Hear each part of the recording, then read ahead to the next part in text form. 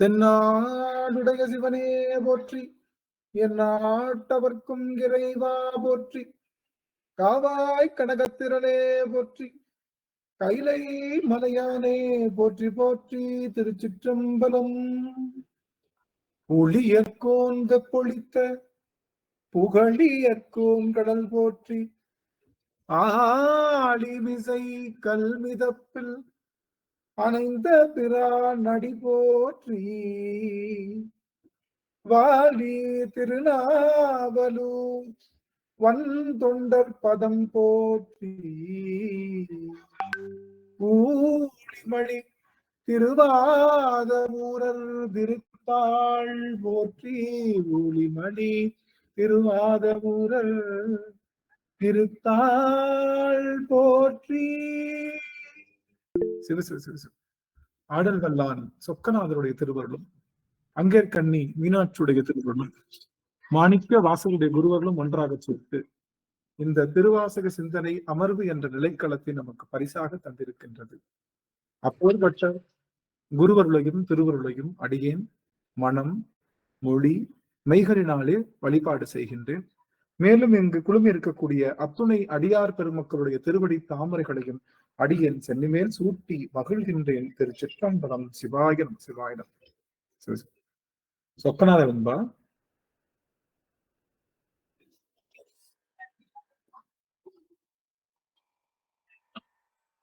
எப்போது மும்மலம் விட்டருவேன் பூரணமாய், எப்போது மும்மலம் விட்டேறுவேன் பூரணமாய், எப்போது இன்ப சுகத்து எய்துவேன், எப்போதும் நித்தியா சுத்தா நிராமயா, சொல் தவறா சத்தியா சொக்கநாதா, சொல் தவறா சத்தியா சொக்கநாதா, சொக்கநாதா.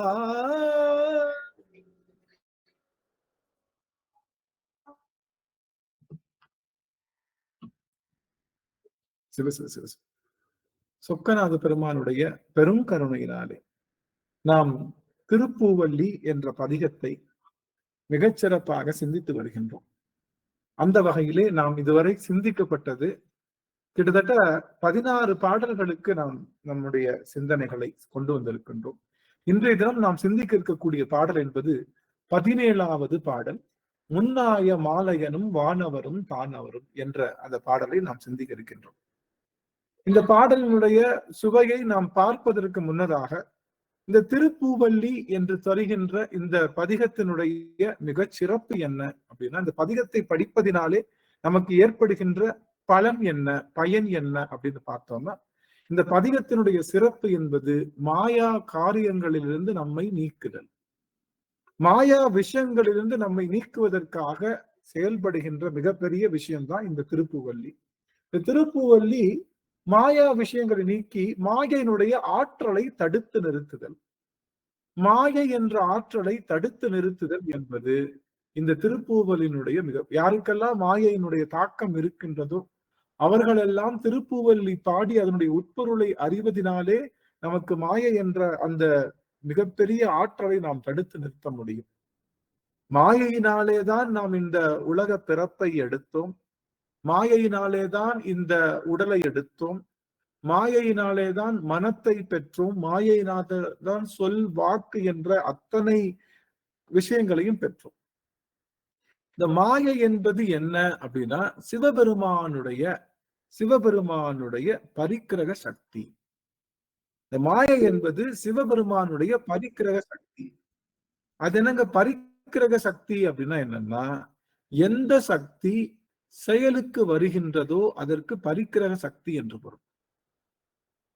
எந்த சக்தி செயலுக்கு வருகின்றதோ அந்த சக்தி பரிக்கிரக சக்தி என்று பொருள்.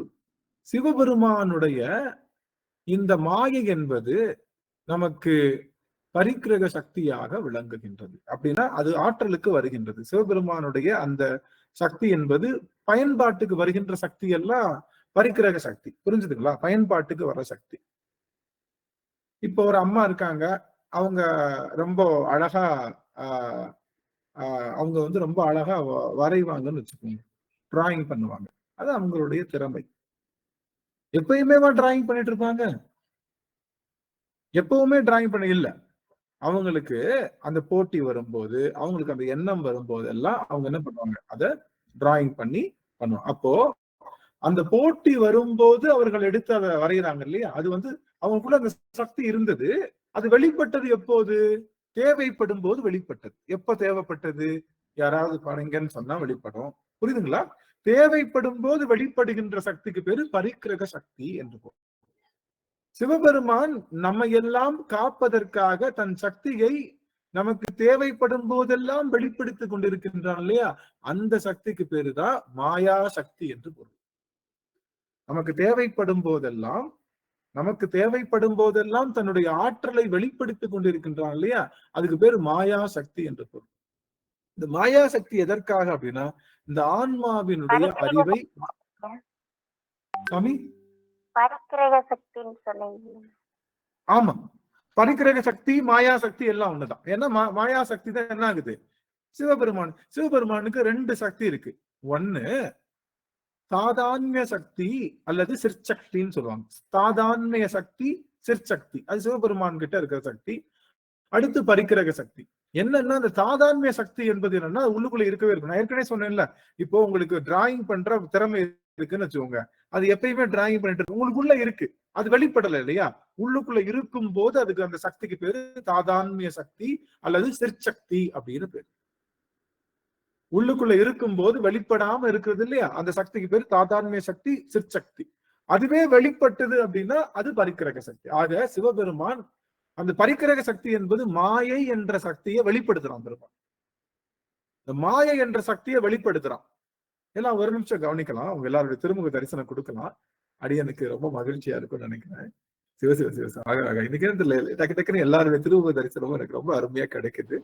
அடியன் செய்த தவம் சந்திராமணியன் அம்மா, மகேஸ்வரி அம்மா, அங்கர்கண்ணி அம்மா, ஜானகி அம்மா, சந்திரா அம்மா, மதிலா அம்மா, கஸ்தூரி அம்மா, உஷா அம்மா, நடராஜன் ஐயா, குறைந்தவேல் ஐயா, கருளாசினி அம்மா, பாரதி அம்மா, சிவசிவ ரஞ்சிதாமணி அம்மா, அனிமொழி அம்மா, அத்தனை அடியார்களுடைய திருமுக தரிசனமும் ஐயா காமசாந்தி ஐடியில ஒரு ஐயா வந்திருக்காங்க, அவங்களும் தர்றாங்க. அனிமொழி அம்மா எல்லாருமே எனக்கு தர்றாங்க. ரொம்ப மகிழ்ச்சி. அடியன் செய்த தவம் சக்திங்கிறத மாய சக்திங்களா சுவாமி? சிற்சக்திங்கிறத மாயா சக்தின்னு சொன்னீங்க. இல்ல சிற்சக்தி என்பது அவனுடைய உறைந்த சக்தி, சிவபெருமானுக்குள்ளே இருக்கிற, அது வெளிப்படல. வெளிப்படுறதுதான் மாயா சக்தி. வெளிப்படுறது மாயா சக்தி அல்லது பரிக்கிரக சக்தி என்று சொல்லுவோம். சிவபெருமானுக்கு ஒண்ணும் இல்ல சாமி, நம்ம கிட்ட ஒரு ஆற்றல் இருக்கு, அது தேவைப்படுறப்ப வெளிப்படுது இல்லையா. உங்ககிட்ட நிறைய ஆற்றல் இருக்கு, நீங்க திடீர்னு சமையல் செய்யறப்ப சமையல் கலை வெளியே வருது, அப்படித்தானே? திடீர்னு கோலம் போடுறீங்க, கோலம் போடுறப்ப கோலம் போடுற கலை வெளிவருது. திடீர்னு தேவாரம் பாடுறீங்க, நீங்க அந்த பாடல் கலை வெளிவருது, உங்களுக்குள்ள இருக்கு. ஆனா அது எங்க எப்ப வெளிப்படணுமோ வெளிப்படுது இல்லையா, அதுக்கு பேரு பரிக்கிரக சக்தின்னு பேரு. உள்ளுக்குள்ளேயே இருக்குல்ல, அந்த சக்திக்கு பேர் என்னது? இப்படி வச்சுக்கலாமா, நிலையாற்றல், இயக்க ஆற்றல் வச்சுக்கலாம். நிலையாற்றல் தமிழ்ல இந்த சயின்ஸ் படி சொல்லணும்னா நிலையாற்றல், அது வந்து எனது சிற்சக்தி அல்லது சாதான்ய சக்தி. வெளிப்பட்டுச்சுன்னா இயக்க ஆற்றல். இப்போ நீங்க எல்லாரும் உட்கார்ந்து இருக்கீங்களா இல்ல எந்திரிச்சு நிக்கிறீங்களா? என்ன பண்ணிட்டு இருக்கீங்க? உட்கார்ந்தானே இருக்கீங்களா? சரி, இந்த உட்கார்ந்து இருக்கிறப்போ அது சக்தி இருக்கா இல்லையா? உங்களுக்கு இருக்கு, அதுக்கு பேர் நிலையாற்றல்னு பேரு.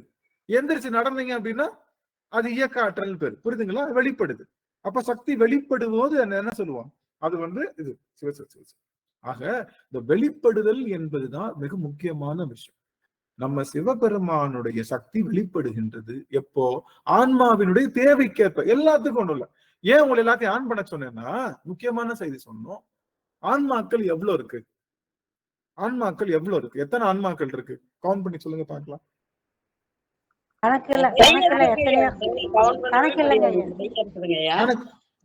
என்னது சாமி? ஜானகி அம்மா நிறைய இருக்குதுங்க இல்லைங்க, கவுண்ட் பண்ண முடியாம.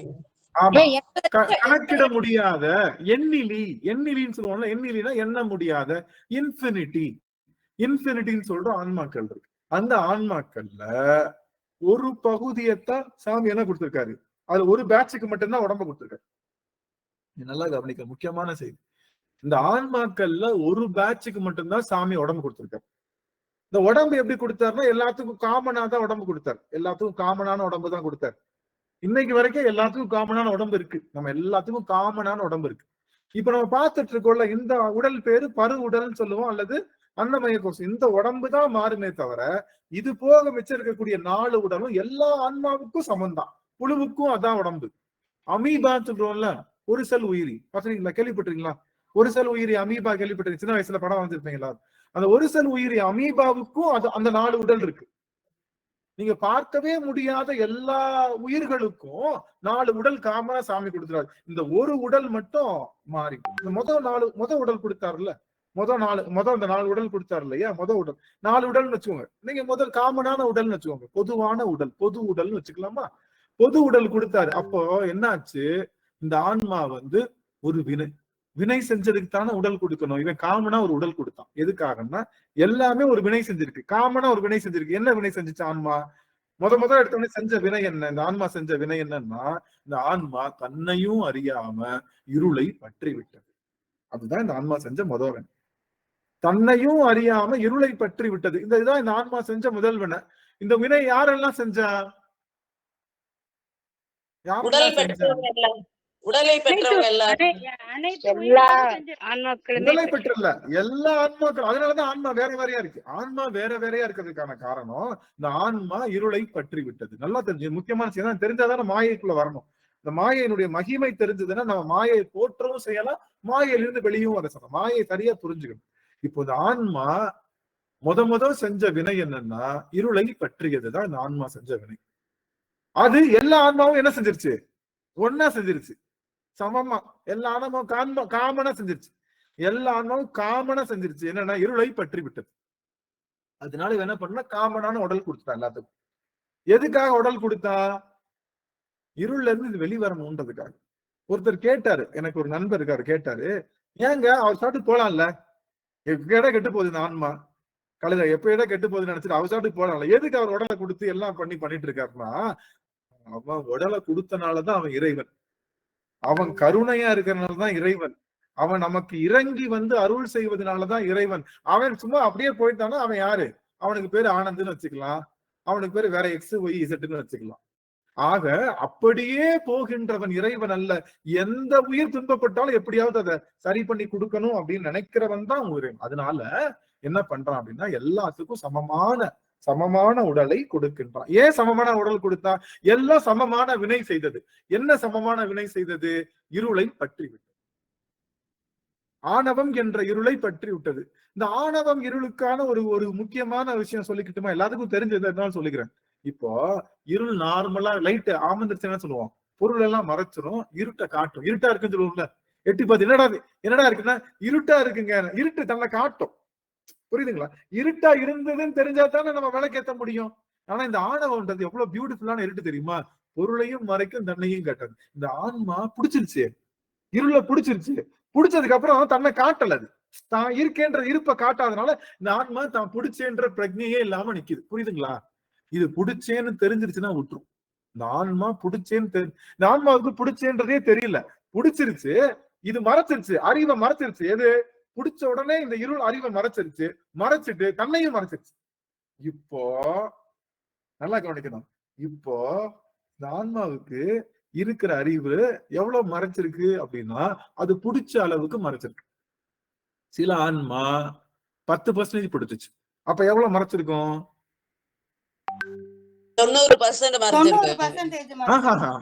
10% தான் மறைச்சிருக்கும். 10% பிடிச்சா 10% தான் மறைக்கும், 90% ஃப்ரீயா இருக்கும். புரியுதுங்களா? இந்த ஆன்மா 10% பிடிச்சிருச்சுன்னா 10% தான் மறைவு இருக்கும், 90% கிளியரா இருக்கும். புரியுதா? அப்போ ஒவ்வொரு ஆன்மாவும் வேற வேற ரேஷியோல பிடிச்சிருச்சு. அதுதான் அதனாலதான் நாம எல்லாரும் டிஃப்ரெண்டா இருக்கும். இப்போ நாகராஜன் ஐயா இருக்காங்க, சித்ரா அம்மா இருக்காங்க, பாலாயா இருக்காங்க, சுதா அம்மா இருக்காங்க, பிரேமா அம்மா, புவனேஸ்வரி அம்மா, சந்திரா அம்மா, மதிலா அம்மா, எல்லாரும் இருக்கும். ஏன் எல்லாம் தனித்தனியா இருக்கும்? எல்லாரும் ஆன்மா தானே, எல்லாம் அறிவுடைய பொருள் தானே, ஒரே பொருளா இருக்கலாம்ல. இப்ப தண்ணி இருக்கு, இந்த தண்ணிக்குள்ள இன்னொரு தண்ணி ஊத்துறேன், அது திரும்ப என்ன ஆயிடும்? ஒரே தண்ணியா தானே ஆகும். இந்த செம்பு இருக்கு, இப்ப செம்பு இருக்கு, செம்புக்குள்ள இன்னொரு தண்ணி ஊத்துனா ஒரே தண்ணியா தான் ஆகும், பிரிஞ்சு பிரிஞ்சு இல்ல. ஏன்னா வேறு பாத்திரத்துல ஊத்துனா வேற பாத்திரத்தோட தன்மை அதை தவறுங்க ஐயா. ஒரே பாத்திரம் வேற வேற வேற அது போல இந்த ஆன்மா என்ன பண்ணிடுச்சு, இருளை டிஃப்ரெண்ட் ரேஷியோல பிடிச்சிருச்சு. அடியன் 90% பிடிச்சிருக்கேன், சித்ரா அம்மா 10%, பிரேமா அம்மா 5%. இப்படி அவங்கவுங்க பிடிச்ச விதம் இருக்குல்ல, அது வேற வேறையா பிடிச்சனாலதான் ஆன்மாக்கள் எப்படி பிடிச்சிருக்குன்னா, எவ்வளவு ரேஷியோல பிடிச்சிருக்குன்னா, முடிவிலி எண்ணிலி ரேஷியோல பிடிச்சிருச்சு. எண்ணிலி ரேஷியோல. இப்ப புரியுதுங்களா? இப்ப புரியுதுங்களா ஏன் ஆன்மா வேற வேறையா நிக்குது? சரி, இப்ப ஆன்மா செஞ்ச ஒரு காமனான பிசினஸ் என்ன? இருளை பிடித்து விட்டது. ஆனா ஆன்மா செஞ்ச டிஃபரெண்டான பிசினஸ் என்ன? டிஃபரெண்டான பிசினஸ் எது? ஆன்மா செஞ்ச காமனான வேலை இருளை பிடிச்சிருச்சு. ஆன்மா செஞ்ச டிஃபரெண்டான வேலை என்ன? பற்றியது. இல்ல இல்ல, நல்லா கவனிக்கணும். நானே சொல்லிடுறேன் ஆன்சர். நானே ஆன்சர் சொல்லிடுறேன். பர்சன்டேஜ் மாறி மாறி இருக்கு. அதுதான், எல்லா ஆன்மாவும் இருளை பிடிச்சிருக்கு. ஆனா என்னன்னா, எந்த ஒரு ஆன்மாவும் சமமா பிடிக்கல. நானும் இன்னொருத்தவங்களும் சமமா பிடிச்சதா சரித்திரமே கிடையாது. புள்ளி அளவுல கூட மாற்றம் இருக்கு. புரியுதுங்களா? எவ்வளவு அழகா கணிதம், எவ்வளவு அழகா நம்மளுடைய சைவ சித்தாந்தம் போகுது, எவ்வளவு அருமை. இந்த ஆன்மா காமனா பிடிச்சது இருட்ட பிடிச்சிருச்சு. ஏன் பிடிச்சிச்சு, எதுக்கு பிடிச்சிச்சு தெரியாது. அதுதான் அங்கதான் கதை தொடங்குது. கதை அங்க இப்படி கட் பண்ணி ஓபன் பண்ணா ஆன்மாவெல்லாம் நிக்குது. என்ன நிக்குது? கையில பிடிச்சிட்டு நிக்குது. எதை பிடிச்சு நிக்குது? இருளை பிடிச்சிட்டு நிக்குது. அது பிடிச்சேன்னு தெரியாமலே பிடிச்சு நிக்குது. அதுதான் இந்த ஆன்மாவோட பெரிய ப்ராப்ளம். அது பிடிச்ச உடனே அது எவ்வளவு அழுத்தி பிடிச்சிச்சோ அதுக்கு தகுந்த மாதிரி என்ன ஆயிடுச்சு, அறிவுல இருட்டு வந்துருச்சு. இந்த ஆன்மா அறிவு தான், அறிவு பொருள் தான். அறிவு பொருள் பற்றிடுச்சு, அறிவு பொருள்ல சிந்திருச்சு. ஒரு தாறு கொட்டிருச்சுன்னு வச்சுக்கோங்க. ஒவ்வொரு அறிவு பொருளையும் டிஃப்ரெண்டா தார் கொட்டிருச்சு, அவ்வளவுதான், வேற ஒண்ணும் கிடையாது. சரி, இப்போ காமனா பிடிச்ச வேலை இருள், அதுக்காக காமனா உடல் கொடுத்துட்டான். நல்லா கவனிக்கணும். இதுதான், இது தெரிஞ்சதுன்னா நீங்க அவ்வளவுதான், நீங்க எல்லாம் மாஸ்டர். சித்தாந்தம் எல்லாத்துலயும் நீங்க மாஸ்டர், எல்லாத்துலயும் நீங்க பெரிய ஆளு. சித்தாந்தத்துல நீங்க தான் பெரிய ஆளு, வேற யாரும் கிடையாது. அதுதான், இது ஒண்ணு தெரிஞ்சிருச்சுன்னா போதும். இதுதான் ஆணி வேறு. இது தெரிஞ்சிருச்சுன்னா நீங்க உங்களை நீங்க சரி பண்ணிக்கலாம். என்னன்னா, இந்த ஆன்மா இருளை பிடிச்சிருச்சு, ஆனா வேற வேற ரேஷியோல பிடிச்சிருக்கு. அது பிடிச்ச ரேஷியோக்கு தகுந்த மாதிரி இருள் மறைவு இருக்கு நம்ம ஆன்மாக்கள், அவ்வளவுதான். சரிங்களா? சரிங்களா? ரைட். இப்போ இறைவன் இந்த ஆன்மாவுக்கு எல்லாத்துக்கும் சமமான உடல் கொடுத்துருக்கான். ஏன் சமமான உடல்னா, இந்த ஆன்மா எல்லாரும் இருட்ட பிடிச்சிருச்சுன்னு சமமா உடல் கொடுத்தான். சமமா உடல் கொடுத்த உடனே உங்க கிட்ட நான் என்ன கொடுத்திருக்கேன் அப்படின்னா, உங்க எல்லார்கிட்டையும் நல்லா கவனிங்க, உங்க எல்லார்கிட்டையும் நான் என்ன பண்றேன், ஒரு குச்சி சந்தன கட்டைய, இவ்வளவு பெரிய சந்தன கட்டையை உங்க எல்லா கையிலையும் கொடுக்குறேன். நான் சொல்றவங்க மட்டும்தான் அன்மியூட் பண்ணணும். எல்லாம் கச்ச கச்சன்னு திறக்கக்கூடாது. நான் சொல்றவங்க மட்டும்தான் அன்மியூட் பண்ணணும். மனசுக்குள்ள இப்பவே அந்த சந்தன கட்டையை நீங்க என்ன பண்ண போறீங்கன்றது தெளிவா வச்சுக்கணும். சரியா? இப்போ முதலாம் அடியன் கேட்க வர்றது மதிலாமாட்ட. சாமி, மதிலாமா உங்க கையில ஒரு சந்தன கட்டை கொடுத்துட்டேன், என்ன பண்ணுவீங்க?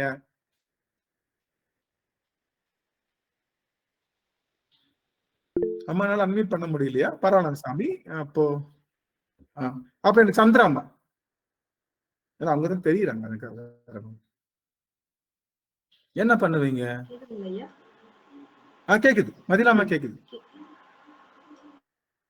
என்ன பண்ணுவீங்க? மதிலாமா பேசுங்க. சந்திராமாவும் பேசலாம், அம்மாவும் அன்மியூட் பண்ணி பேசலாம். அன்மியூட் பண்ண முடிஞ்சா பேசுங்க. சாமிக்கு உரைக்கிறதுக்கு எடுத்து வச்சுக்குவேங்க ஐயா, பத்திரமா. சாமிக்கு உரைக்கிறதுக்கு பத்திரமா எடுத்து வச்சிருவீங்க. ரைட். நீங்க மதிலாமா என்ன நினைச்சீங்க? அதேன்னு சொல்லக்கூடாது. அதேதான் நினைச்சேன் சாமின்னு சொல்லக்கூடாது. ஆட்டையில இருந்து அவுட் ஆயிடுவீங்க அப்புறம் நீங்க. சரி, சுசிலாமா என்ன நினைச்சீங்க? சந்தனத்தை உரைச்சு எல்லாத்துக்கும் யூஸ் பண்றதுக்கு ஆரம்பிச்சுக்கோங்க ஐயா. நான் உரச ஆரம்பிச்சிருவேன். இப்போ சந்திராமா என்ன சொன்னாங்கன்னா, நான் சாமி செல்ஃப்ல வச்சிருவேன்ட்டாங்க. சுசிலாமா என்ன சொன்னா, கொடுத்த உடனே உரச ஆரம்பிச்சிருவேன்னு சொன்னாங்க. சரி, மகேஸ்வரி அம்மா என்ன செய்வீங்க? அந்த தன்மைக்கு மாறணும்னு நினைப்போங்க. அப்படி அம்மா நினைக்கிறாங்க. ஆனா சந்தனம் எப்படி வாசனை மிகுந்ததா இருக்கு, அது போல நானும் வந்தா நல்லா இருக்குமேன்னு நினைக்க மட்டும் செய்யறாங்க. பிரேமாம்மா என்ன செய்வீங்க?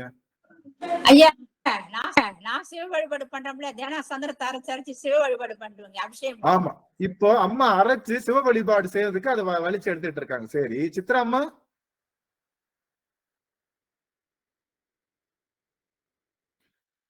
கேக்கல சாமி. நம்ம கேட்கல. மைக் பக்கத்துல வச்சுக்கோங்க.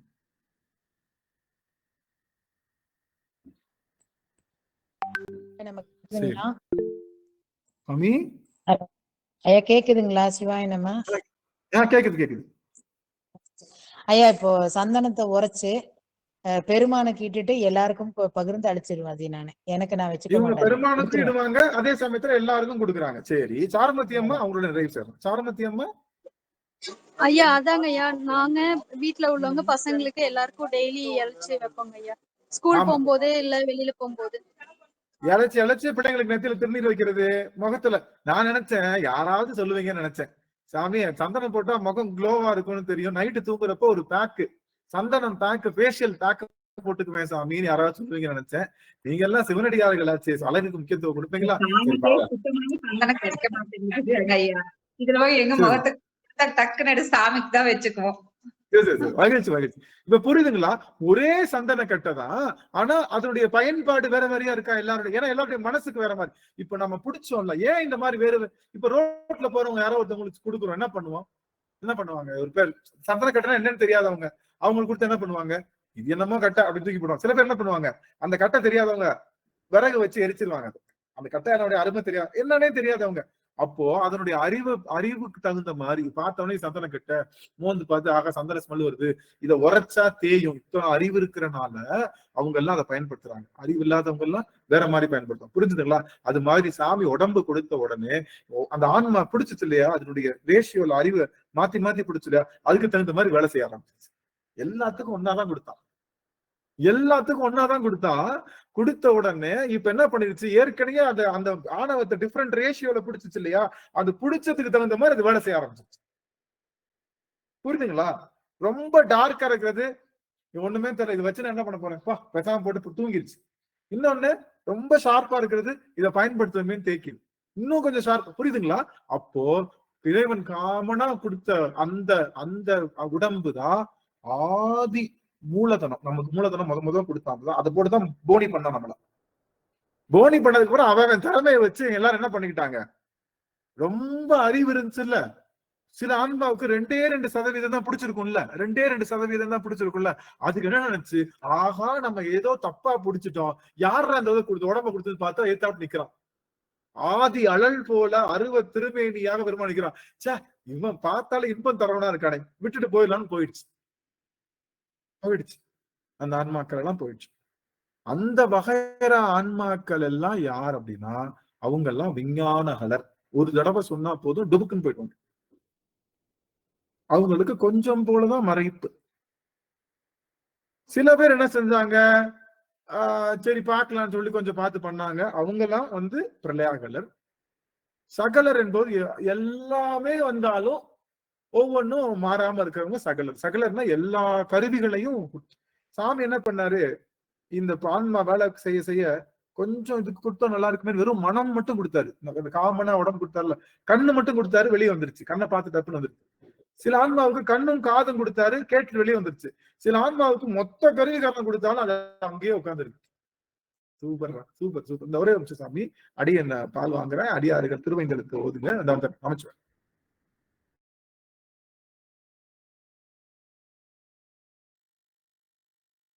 சாமி அத்தனாடியா திருவடி வணங்கிறேன் சாமி. சிவாய நம.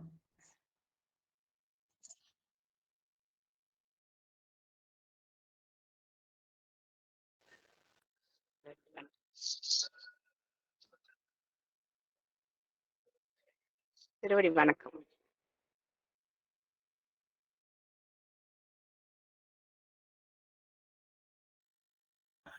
ரொம்ப மகிழ்ச்சி. இப்ப என்னாச்சு, அந்த அப்போ ஒவ்வொன்றுக்கும் சகலம்னா எல்லா சகலம்னு என்ன அர்த்தம் சாமி? சகலம்னு என்ன அர்த்தம்? சகலம்னு என்ன அர்த்தம்? சகலம் என்றால் ஜென்ரல் அர்த்தம். சகலம்னா ஜென்ரல் மீனிங் சகலம் எல்லாமே கலந்தது. அனைத்தும் எல்லா கருவியும் கொடுத்து அதை தேத்துறாருல்ல, அவங்கதான் சகலர்கள். கொஞ்சம் போல கருவி கொடுத்து அவங்களை தேத்துனா அவங்க யாரு? பிரளயாகலர். இன்னும் கொஞ்சமா கருவி கொடுத்து செஞ்சோம்னா அவங்க பேர் விஞ்ஞானம். சரியா? இப்ப எல்லாம் ஏன் 3 வகையான வர்க்கம்னா அந்த பிடிச்சிச்சு இல்லையா, அதை வச்சு 3 கேட்டகரியா பிரிச்சாங்க. ரொம்ப அதிகமா ஆணவத்தை பிடிச்சது போடு ஒரு கேட்டகரி, ரொம்ப கம்மியா பிடிச்சது போடு ஒரு கேட்டகரி, கம்மா துண்டு மட்டும் பிடிச்சது ஒரு கேட்டகரி. 3 கேட்டகரியா ஆன்ம வர்க்கங்களை பிரிச்சுட்டாங்க. ஆனா சாமி உடல் கொடுத்துட்டாருல்ல, முக்கியமான செய்தி. இந்த உடல் கொடுத்ததுக்கு அப்புறம் இந்த ஆன்மா திரும்ப முழு இருளுக்குள்ள போகாது, உடலற்ற நிலைக்கு போகவே போகாது. ஒரு தடவை உடல் கிடைச்சிருச்சுன்னா இந்த ஆன்மா பேக்ல போகாது. நோ டி ப்ரமோஷன், எல்லாத்துக்கும் ஃபார்வர்ட் தான், ப்ரமோஷன் தானே தவிர டி ப்ரமோஷன் கிடையவே கிடையாது. உடல் எடுத்தாச்சு, உடல் எடுத்தவங்களுக்கு யாருக்கும் டி ப்ரமோஷன் கிடையாது. அது போல இறைவனுடைய திருவடியை பற்றிட்டா அங்கேயும் டி ப்ரமோஷன் கிடையாது.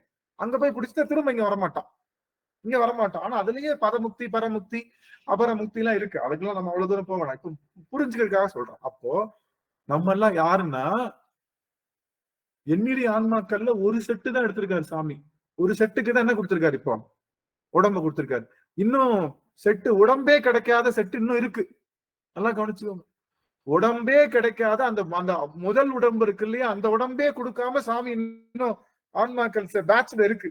எத்தனை கோடி வருஷம் ஆச்சு, எத்தனை கோடி யுகங்களுக்கு நினைச்சு பாருங்க, எத்தனை உயிர்கள் தோன்றி இருக்கு, எத்தனை உயிர்கள் தோன்றி தோன்றி வந்திருக்கு. அதுலயும் நாமெல்லாம் உடல் கிடைச்சிருக்கு, காமன் உடல் கிடைச்சிருக்கு.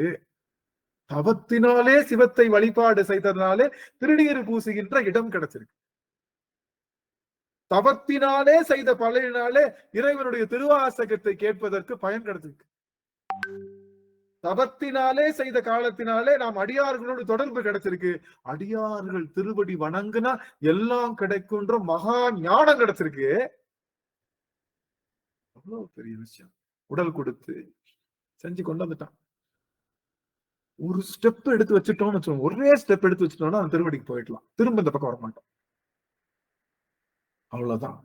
அப்போ இந்த மாயையினாலே இறைவன் இந்த மாயை வச்சுதான் கொடுத்தான். மாயைன்றது என்னன்னா அது ஒரு இன்ஸ்ட்ருமெண்ட் செய்யற ஒரு விஷயம். இன்ஸ்ட்ருமெண்ட் செய்யறதுக்கான இப்ப இந்த நம்ம வச்சிருக்க வீட்டுல வச்சிருக்க மரச்சாரு, மர டேபிள், மர பீரோ எல்லாமே மரத்தினால செய்யப்பட்டது போல நம்ம உடம்புல இருக்கக்கூடிய அத்தனை கருவி கரணங்களும் மாயை அப்படிங்கிற ரா மெட்டீரியல்ல செய்யப்பட்டது. அந்த மாயைன்ற ரா மெட்டீரியல் செய்யறதுனால இப்ப பாத்தீங்கன்னா ஏற்கனவே சொல்லியிருக்கேன், இருந்தாலும் இதை நான் சொல்லிக்கிறேன். நீங்க பாத்தீங்கன்னா தக்காளி, வாழைப்பழம், பலாப்பழம் 3 இருக்கு. 3மே பழம் தான். எது வேகமா கெட்டு போகும்? தக்காளி தான் கெட்டு போகுங்க ஐயா. தக்காளி நல்ல தக்காளி வேகமா கெட்டு போகும். வாழைப்பழம் நல்ல தக்காளி ஒரு நாள் தான் தாங்கும். நல்ல தக்காளி, நாட்டு தக்காளி எல்லாம் 1 நாள் 2 நாள் தான் தாங்கும். நீங்க என்ன ஃப்ரிட்ஜ்ல வச்சாலும் 1 நாள் 2 நாள் தான் தாங்கும். சரி, எப்படியோ தக்காளியா வாழைப்பழம் சரி இப்படி வச்சுக்கலாம், வேற ஏதாவது பழம் கூட வச்சுக்கலாம். நாம சும்மா ஒரு பேச்சுக்கா சொல்றோம். இப்ப கெட்டு போற ரேஷியோ இருக்கு இல்லையா, தக்காளி வேகமா கெட்டு போகும், அதுக்கடுத்து வாழைப்பழம் அதை விட கொஞ்சம் நாள் தாங்கும், அதுக்கப்புறம் பலாப்பழம் இன்னும் கொஞ்சம் தாங்கும். அது மாதிரி சாமி 3 மாயையில 3 இன்ஸ்ட்ருமெண்ட் செஞ்சு கொடுத்துருக்காரு. 3 இப்ப உடம்புல வச்சிருக்கோம்ல, இந்த பிரகிருதி மாயையில காக்குற கண்ணு, காது, மூக்கு, வாயின்னு 24 தத்துவங்கள், 24 இன்ஸ்ட்ருமெண்ட் ஈஸியா கெட்டு போறது. அதுக்கடுத்து கொஞ்சம் கெட்டு போகாம இருக்கிறது காலம், நியதி, கலை, வித்தை, மாயை, அராகம், புருடன் என்று சொல்லுகின்ற வித்யா தத்துவம். அது கொஞ்சமா கெட்டு போகும். இன்னும் கொஞ்சம் நாள் தள்ளி கெட்டு போறது எது அப்படின்னா நம்முடைய சிவ தத்துவங்கள். இது எல்லாமே கெட்டு போறது. கெட்டு போறதுன்னா மாறுகின்ற ஆற்றலுடைய, கெட்டு போறதுன்னா மாறுகின்றது. இது டெய்லி மாறிட்டு இருக்குல்ல. கண்ணு, நேத்து பார்த்த கண்ணு இன்னைக்கு இருக்கா?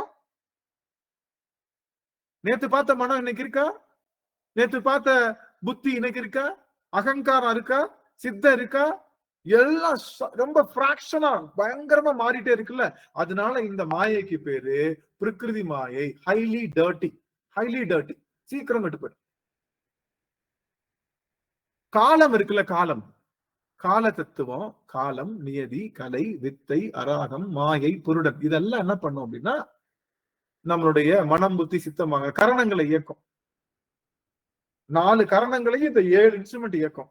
இந்த 4 கரணமும் 20 தத்துவங்களை இயக்கும். 20 தத்துவங்களும் உடம்புல இருக்கக்கூடிய 20 இன்ஸ்ட்ருமெண்ட்டையும் இயக்கும். சரிங்களா? நீங்க கையை தூக்குங்க.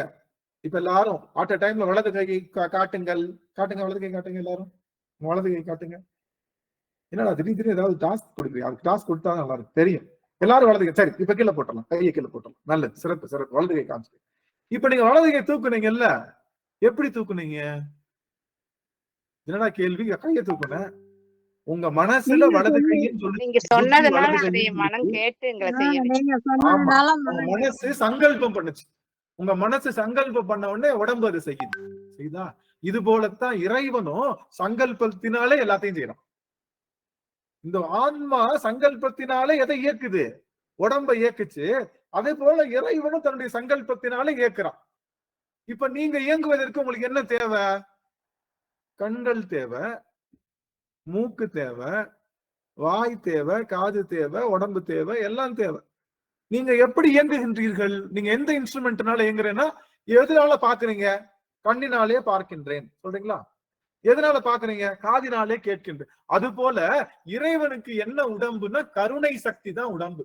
அது அவன் எதனால நினைக்கிறான்னா கருணையினால பாக்குறான், கருணையினால கேட்கிறான், அருளினாலே பாக்குறான். அவனுடைய உடம்பு அவயங்கள் எல்லாம் எதனால் ஆக்கப்பட்டதுன்னா கருணை அருட்சக்தியினாலே ஆக்கப்பட்டிருக்கு. அவனுக்கும் நாம சங்கல்பத்தினாலே உடம்பை இயக்குவது போல இறைவன் சங்கல்பத்தினாலே ஆன்மாவை இயக்குறான். நமக்கு உடம்பு இன்ஸ்ட்ருமெண்ட் எப்படி இந்த பொருள்களா இருக்கு போல அது போல இறைவனுடைய உடம்பு என்பது கருணை அருள் சக்தி. அதுதான் அவனுடைய உடம்பு. அது மூலமா தான் எல்லாத்துக்கும் அருள் செய்யலாம். இப்ப நீங்க உட்கார்ந்துதான் இருப்பீங்க, கை நகர்த்துறீங்களா? நீங்க உட்கார்ந்துதான் இருக்கீங்க, கை மட்டும் தூக்குறீங்களா? அது போல இறைவன் அங்கேயே தான் உட்கார்ந்து இருப்பான். அன்னை பராசக்தி தான் வெளியே வந்து செய்வா வேலை. அது கருணை தான் வெளியே வந்து செய்யும். உங்ககிட்ட ஒண்ணு சொல்லவா? ஒரு சீக்ரெட், சிதம்பரம் ரகசியம். சிதம்பரத்துக்கு ஒரு ரகசியம் இருக்கு. எல்லாருக்கும் சிதம்பரத்துக்கு ரகசியம் யாரு? நம்ம வானம் தான் சிதம்பரத்து ரகசியம், ஆகாசம் தான் நினைக்கிறோம். ஆகாசம் தான் திரும்ப சிதம்பர ரகசியம் இல்ல. உங்களுக்கு ஒரு சிதம்பர ரகசியம் சொல்றேன், எல்லாரும் கேட்டுக்கோங்க. அப்படியே அமர்ந்திருந்தால் சிவம், அசைந்தால் சக்தி. நல்லா கவனிக்கணும். இது ரொம்ப பெரிய இன்டர்பிரிட்டேஷன். எல்லாரும் ஒரு தடவை ஆன் பண்ணிக்கோங்க. பெரிய இன்டர்பிரிட்டேஷன், பெரிய ஒரு உட்புரிதல் இது.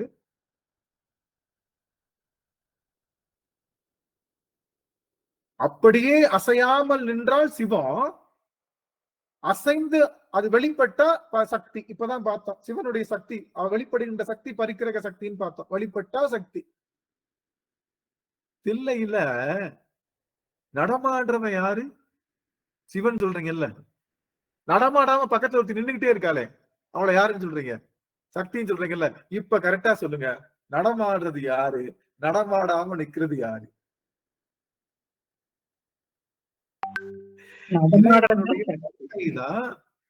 இறைவனுடைய கருணை தான்.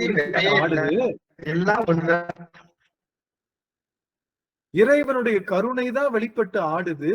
ஆடுகின்ற திருக்கூத்தை செய்கின்றவள் அன்னை பராசக்தி தான். அதனாலதான் அவ யாரு? ஐந்தொழில்களையும் பாசாங்குசம் என்ற ஐந்தொழில்களையும் செய்பவள் அன்னை பராசக்தி தான். அவனுடைய கருணையினுடைய வடிவம் தான் அங்க ஆடுகின்ற திருக்கூத்து. ஆனா சிவமாக கருதுறோம் நம்ம. நம்மளுடைய கருதுறோம். ஏன்னா நமக்கு ரொம்ப ஒருத்தவங்க வந்துட்டாங்க, தண்ணி ரொம்ப தவிக்குது தண்ணி, ஓடி வந்து கொடுக்குறாங்க. தண்ணி ரொம்ப தவிக்குது, 3 மணி நேரம் தண்ணி தவிக்குது, யாருமே இல்ல, ஏதோ ஒரு பாலைவனத்துல இருக்கும். ஓடி வந்து ஒருத்தவங்க கொடுக்குற, என்ன சொல்லுவான்? கொடுத்தவங்களை பார்த்து, அந்த கடவுளை வந்து கொடுத்தாரு, அந்த அம்மா தானே. ஆனா கடவுளாக கருதுவது நம்முடைய கடமை. அது போல ஆடுகின்ற திருக்கூத்தை செய்வது அன்னை பராசக்தியாக இருந்தாலும் சிவமாக கருதுவது நம்முடைய கடமை. செய்யறது அவதான் செய்யறா. அவன் சங்கல்பத்தை அப்படியே உட்காந்துக்குவான். அவன் அங்க மனசு மட்டும்தான்.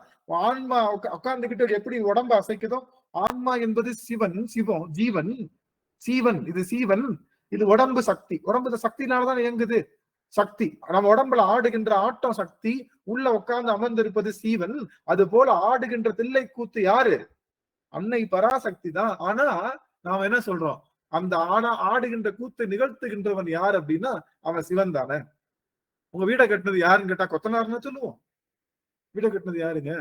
உங்க வீடை கட்டினது யாரு? எங்க அப்பா தானே சொல்லுவோம், எங்க வீட்டுக்காரன் தானே சொல்லுவோம். ஏன்? அவர் மூலமா தான் நடந்தது. அது போல அன்னை பராசக்தி அவ ஆடி 5 தொழில்கள் செய்தாலும் அது யாருனால நடந்தது அப்படின்னா சிவத்தினால் நடந்தது அப்படின்னு புரிஞ்சுக்கிறது தான் பூரண அறிவு.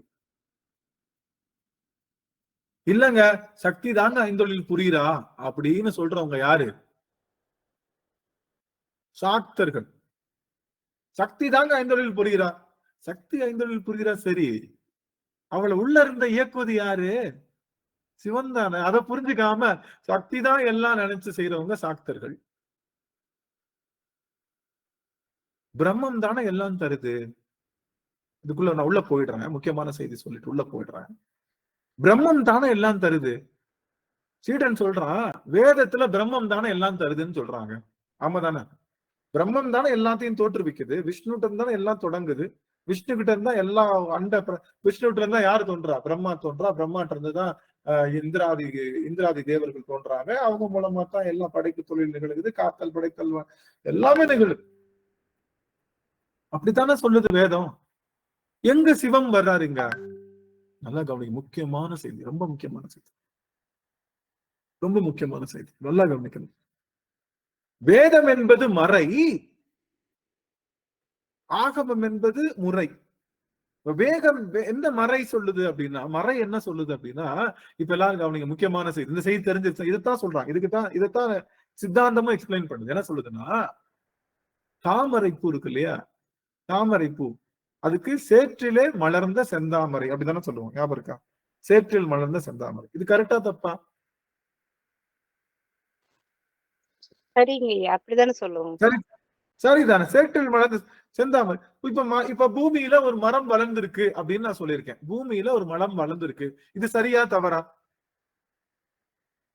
சரிங்க ஐயா. சரிங்க ஐயா. சரியா? சரியா? சரி. யாரும் சரிங்க. என்ன நிமிஷம் பாத்துக்கோங்க. சரியா? கரெக்ட் தானே எல்லாம்? சரி. பூமியில மரம் வளர்ந்திருக்குன்றது சரி. ஏட்டா தப்பு. தப்பு. பூமி இருக்கு, எல்லா இடத்துலயும் மரம் வளர்ந்துருமா? மரத்தினுடைய விதையினாலே தானே மரம் வளர்ந்தது. மரத்தினுடைய விதையினாலே தான் மரம் வளர்ந்தது. அந்த விதைக்கு துணை செய்தது யாரு? பூமி. அப்படிதானே? விதை இல்லாம மரம் வளருமா? விதைதான வித்து. அந்த வித்துனாலதான மரம் வளர்ந்தது. அந்த வித்துக்கு துணை செய்தது யாரு? பூமி. பூமி. பூமி அதுக்கு வினை துணை செய்தது. வேதம் என்ன சொல்லுது அப்படின்னா, வேதம் என்ன சொல்லுது? மண்ணிலிருந்து மரம் வளர்ந்ததுன்னு சொல்லுது. கரெக்ட் தானே? கரெக்ட் தான். கரெக்ட் தான். ஏன்னா துணை செய்யுது. ஆனா நம்ம உள்ளுக்குள்ள இன்னும் டீப்பா போய் இல்ல மண் துணை செய்ய வித்திலிருந்து மரம் வளர்ந்தது என்று சொல்வதுதான் சைவம். திருமாலிடமிருந்து உலகம் அனைத்தும் பெற்றது அவர்தான் எல்லாத்தையும் தொடங்கி வச்சாருன்னு சொல்றாங்கல்ல. கரெக்ட் தான். யார் துணை செய்ய? சிவம் துணை செய்ய. அதாவது அவர் துணை காரணம் தான். ஆதி காரணம் யாரு? வித்து என்பது சிவம். சிவம் என்ற வித்திலிருந்து திருமால் துணை செய்ய இந்த உலகம் எல்லாம் பிறந்தது. வேதம் சரியாத்தான் சொல்லுது. நீ சரியா புரிஞ்சுக்கன்றான். வேதம் சொல்றது சரிதான். பூமியிலிருந்து மரம் வளர்ந்தது என்பதை ஒப்புக்கொள்ள வேண்டிய ஒரு விஷயம் தான். ஆனா உண்மை என்ன அப்படின்னா, அடியாளமா பார்த்தா விதையிலிருந்து தான் மரம் வந்தது. சேற்றிலிருந்து செந்தாமரை வந்தது என்பது உண்மைதான். ஆனா எல்லா சேற்றிலும் செந்தாமரை முளைக்குமா? தாமரை கிழங்கு வேணும்ல. அந்த தாமரை கிழங்கு அடியில இருந்தா தானே அந்த கிழங்குல இருந்து வரும். அந்த கிழங்குக்கு துணை செய்தது அது சேரு. சேரு தாமரை கிழங்குக்கு துணை செய்தது. அதனால துணை காரணத்தை தூக்கி பிடிச்சிட்டு முதற் காரணத்தை விடுவது என்பது மகா முட்டாள்தனம். துணை காரணத்தை மட்டும் தூக்கி பிடிச்சிட்டு முதற் காரணத்தை விடுவது மகா முட்டாள்தனம். அந்த முட்டாள்தனத்தை செய்யாம அறிவார்ந்த சமூகமா இருப்பது சைவம். விஷ்ணு வழிபாடு செய்யலாம். எப்படி வழிபாடு செய்யலாம்? துணை செய்யறாருன்னு நினைச்சு வழிபாடு. எதுக்கு? துணை செய்யறாரு. துணை செய்யறவங்க, அவ்வளவுதான். ஆனா வித்து என்பவன் யாரு? சிவபெருமான் என்ற நினைப்போடு வழிபாடு செஞ்சா சரி. அந்த நினைப்பு இல்லைன்னா நீங்க செய்யறது தவறு. புரியுதுங்களா? புரியுதுங்களா? அப்போ இப்போ இங்க வருவோம். இந்த மாயை என்பது இறைவன் கொடுத்த மிகப்பெரிய நன்கொடை. அது இன்ஸ்ட்ருமெண்ட் கொடுத்தா அந்த முறை, அந்த மறைக்கு இன்னொரு செகண்ட் கொஞ்சம் விளக்கம். இந்த மறை என்பதை ஏன் மறைன்னு சொல்றோம் அப்படின்னா, ரொம்ப நன்றி சுவாமி, சரளாமா, ரொம்ப நன்றி. நான் சொல்லணும்னு நினைச்சேன், அதை மிஸ் பண்ணிட்டு உள்ளுக்குள்ள போயிட்டு டைம் ஆயிடுச்சுன்னு. நன்றிங்க சுவாமி. இந்த மறை என்பதை எதுக்காக சொல்றோம்னா, இது சேற்றிலிருந்து செந்தாமரை முளைத்ததுன்னு சொல்றப்போ எதை மறைச்சிட்டோம்? எதை மறைச்சிட்டோம்? விதைய மறைச்சிட்டோம். தாமரை கிழங்க மறைச்சிட்டோம்ல. தாமரை கிழங்குல இருந்து தானே வருது. அதை சொல்லாம சேற்றிலிருந்து செந்தாமரை முளைத்ததுன்னு சொல்லி கிழங்க மறைச்சது போல விஷ்ணுவிலிருந்து தான் எல்லாமே, திருமால் தான் எல்லாமே தொடங்குதுன்னு சொல்லி சிவத்தை மறைத்ததினாலே அது மறை. மறைச்சுட்டாங்க. உன்னை மறைச்சுதான் சொல்றாங்க. நீயா கண்டுபிடி, எப்ப அறிவு வருதோ அப்ப கண்டுபிடி அப்படின்னு சொன்னாங்க. மறைச்சு. அப்போ வேதங்கள் எப்படி சொல்லுதுன்னா, சிவத்தினுடைய மூலத்தன்மையை மறைத்து துணை காரணத்தை எல்லாம் பெருசுபடுத்தி சொல்லுது. அதனால அதுக்கு பேரு வேத மறைன்னு பேரு. வேதம் என்பது சிவத்தை மறைக்க. அதனாலதான் வேதங்கள் ஐயா என ஓங்கி ஆழ்ந்தகன்ற நுண்ணியனே. வேதங்கள்லாம் எதைத்தான் தேடிட்டு இருக்கோம்? வேதத்துக்கு என்னதான் சொல்லி கொடுத்துருக்கோம்? சேற்றுல இருந்து செந்தாமரை வந்து, சேத்துல இருந்தா செந்தாமரை வருதுன்னு நம்பிக்கிட்டு இருக்கு வேதம். ஆனா உண்மையிலே என்ன? தாமரை கிழங்கு என்பதிலிருந்து, விதையிலிருந்து தான் செந்தாமரை முளைக்கின்றது. அதற்கு துணை செய்வது தான் சேரு என்பதை புரிந்து கொள்வதுதான் முறை. அதுதான் முறையா தெரிஞ்சுக்கிட்டோம். முறை என்பது சரியான அப்படின்னு அர்த்தம். அப்படிதானே? இவருக்கு என்ன, இவருக்கு என்னங்க முறை? இவர் அண்ணன் மரங்க அப்படின்னா அது சரியான அந்த கனெக்ஷன், சரியான கனெக்ஷன், சரியான தொடர்பு என்பது, சரியான போக்கு என்பது முறை. ஆக சிவத்தை சிவம் என்பதுதான் இந்த உலகத்தினுடைய ஆணிவேர் ஆதாரம், அதுதான் தொடக்கம் என்ற அந்த தொடக்கத்தை மிகச்சிறப்பாக சொல்வது முறை.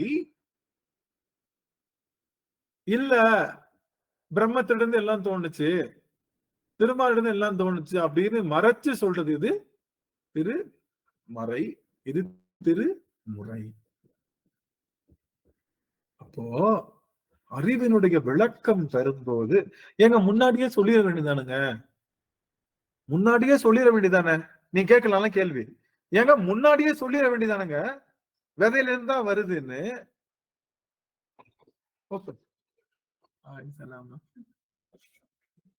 ஒரு நிமிஷம்.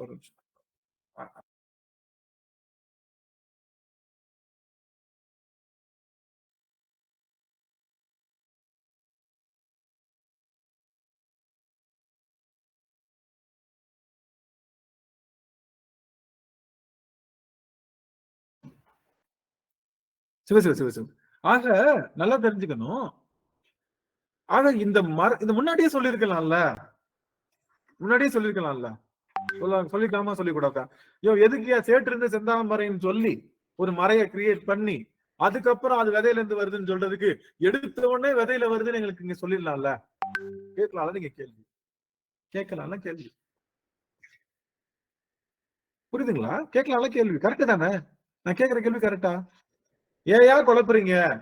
எல்லாத்துக்கும் ஆதி மூலத்தை சொல்லி கொடுத்துருக்கலாம்ல. இதுல மறைன்னு ஒண்ணு வச்சு அதுக்கப்புறம் முறைன்னு ஒண்ணு வச்சு ஏயா எங்களை போட்டு அலக்களிக்கிறீங்க நீங்க அப்படின்னு கேக்குறீங்கன்னா, நான் ஏற்கனவே சொல்லியிருக்கேன், இந்த ஆன்மா எப்படி அறியும்? அறிவித்தால் தான் அறியும், படிநிலையில தான் அறியும், ஏகதேசமாகத்தான் அறியும்.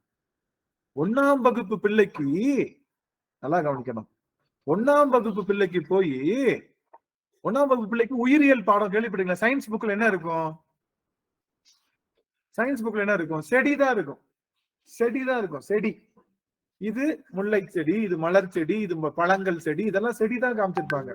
நீங்க அதுவே 12ஆம் வகுப்பு வந்திருக்கீங்கன்னா உள்ள என்ன இருப்பாங்க? அதுக்குள்ள இருக்கக்கூடிய செல்லு, அந்த இலையில இருக்கக்கூடிய செல் இருக்குல்ல, மைட்டோகாண்ட்ரியா, சைட்டோபிளாசம் அப்படின்னு அது கொடுக்கக்கூடிய நுண்ணிய இலைய மைக்ரோஸ்கோப்ல வச்சு பிரிச்சு அந்த ஃபர்ஸ்ட் சிலபஸ் அந்த குழந்தைக்கு கொடுக்குறோம்னு வச்சுக்கோங்க.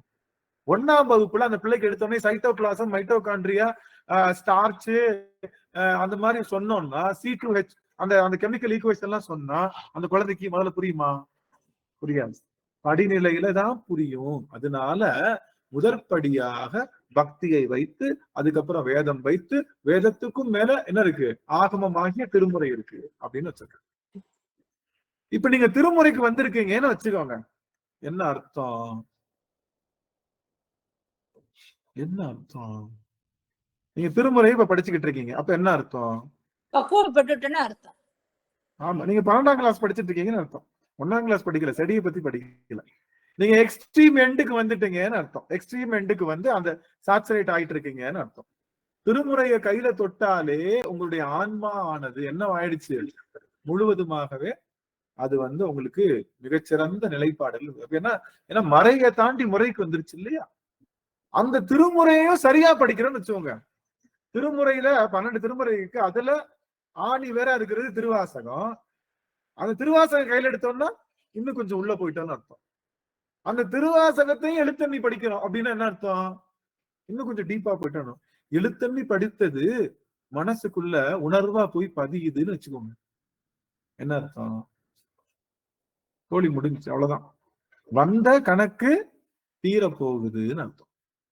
வந்த கணக்கு தீரப்போகுதுன்னு அர்த்தம். ஆகவே இங்க இருக்கக்கூடிய 41 அடியவர் பெருமக்களும் திருமுறை மறையிலிருந்து முறையை படித்து, முறையிலிருந்து திருவாசகத்தை பிடித்து, திருவாசகத்தில் இருக்கக்கூடிய ஒவ்வொரு சொல்லுக்கான பொருளையும் பிரிச்சு படிக்கிறப்போ பெற்ற பிறந்த பயனானது முழுவதுமாக ஆன்மாவுக்கு வந்து சேர்ந்து கொண்டிருக்கின்றது என்ற பெரும் பேற்றை தெரிந்து கொள்ளுங்கள். அதுலயும் அந்த திருப்புவல் இருக்கு, சட்டையை கழட்டுறதுக்கு அவ்வளவு ஆற்றல் கொடுக்குது. சட்டையை போடுறது எதுக்காக? இது எப்படி சொல்றது, இது உங்களுக்கு தவறுதான். இந்த மாதிரி ஒரு கொட்டேஷன் கொடுக்கறது தவறுதான். இருந்தாலும் புரிவதற்காக சொல்லலாம் அப்படின்னு நினைக்கிறேன்.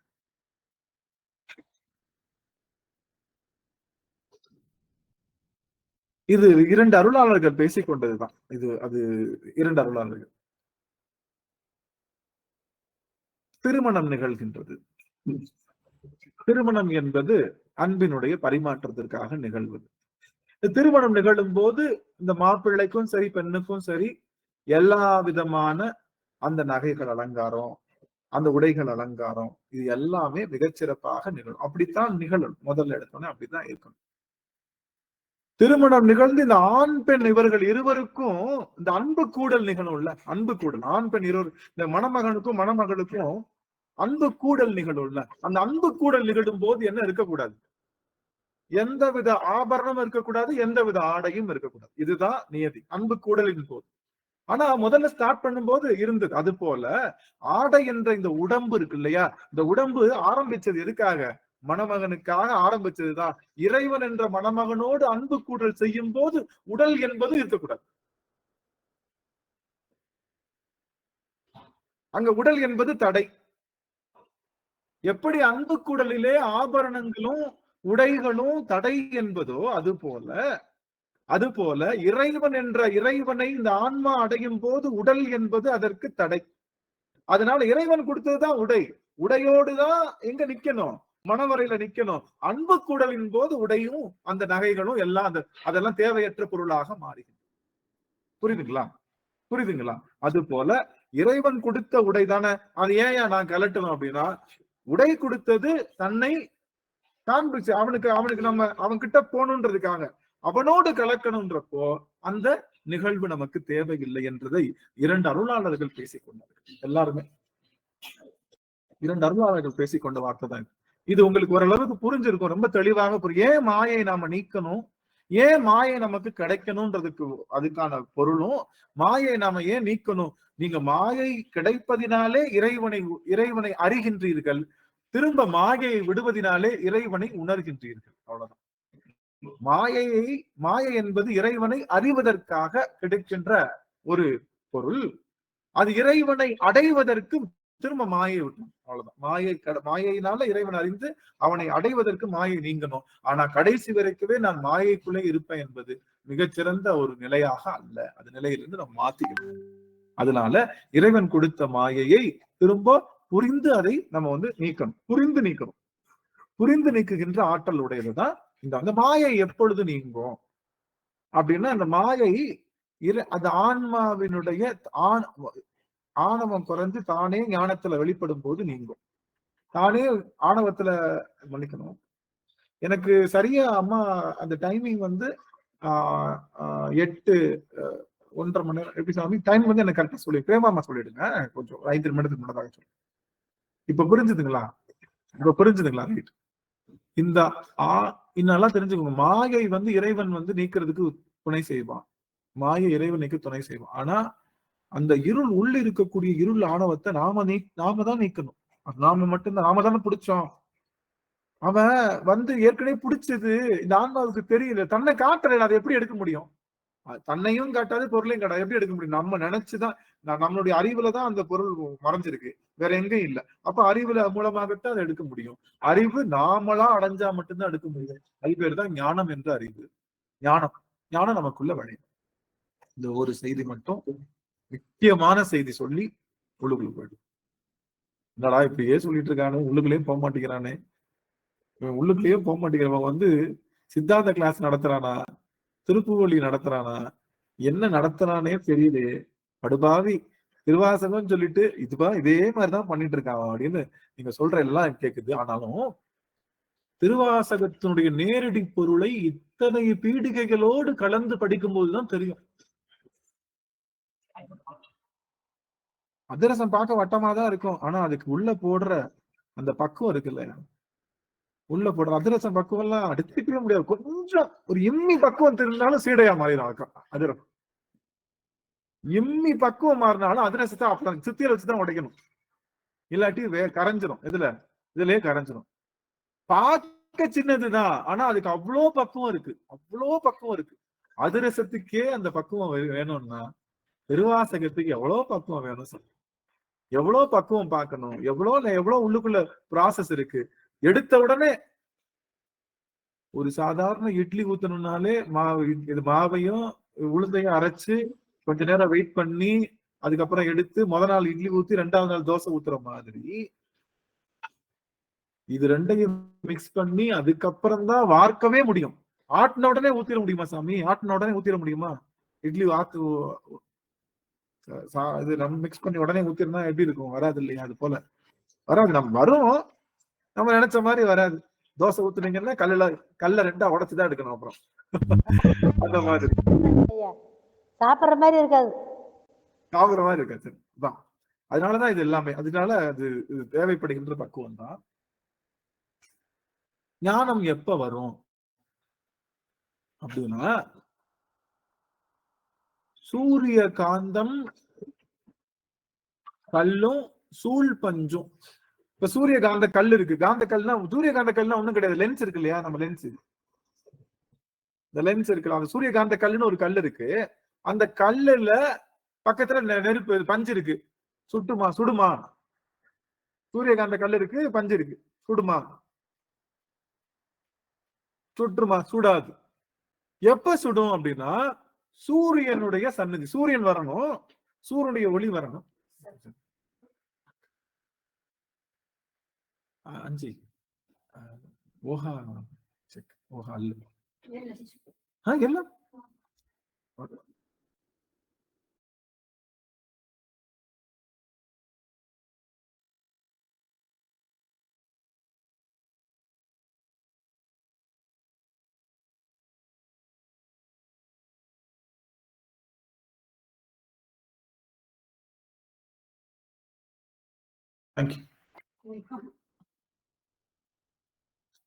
ஆக சூரிய காந்தமும் சூழ் பஞ்சும் சுட்டிடாது.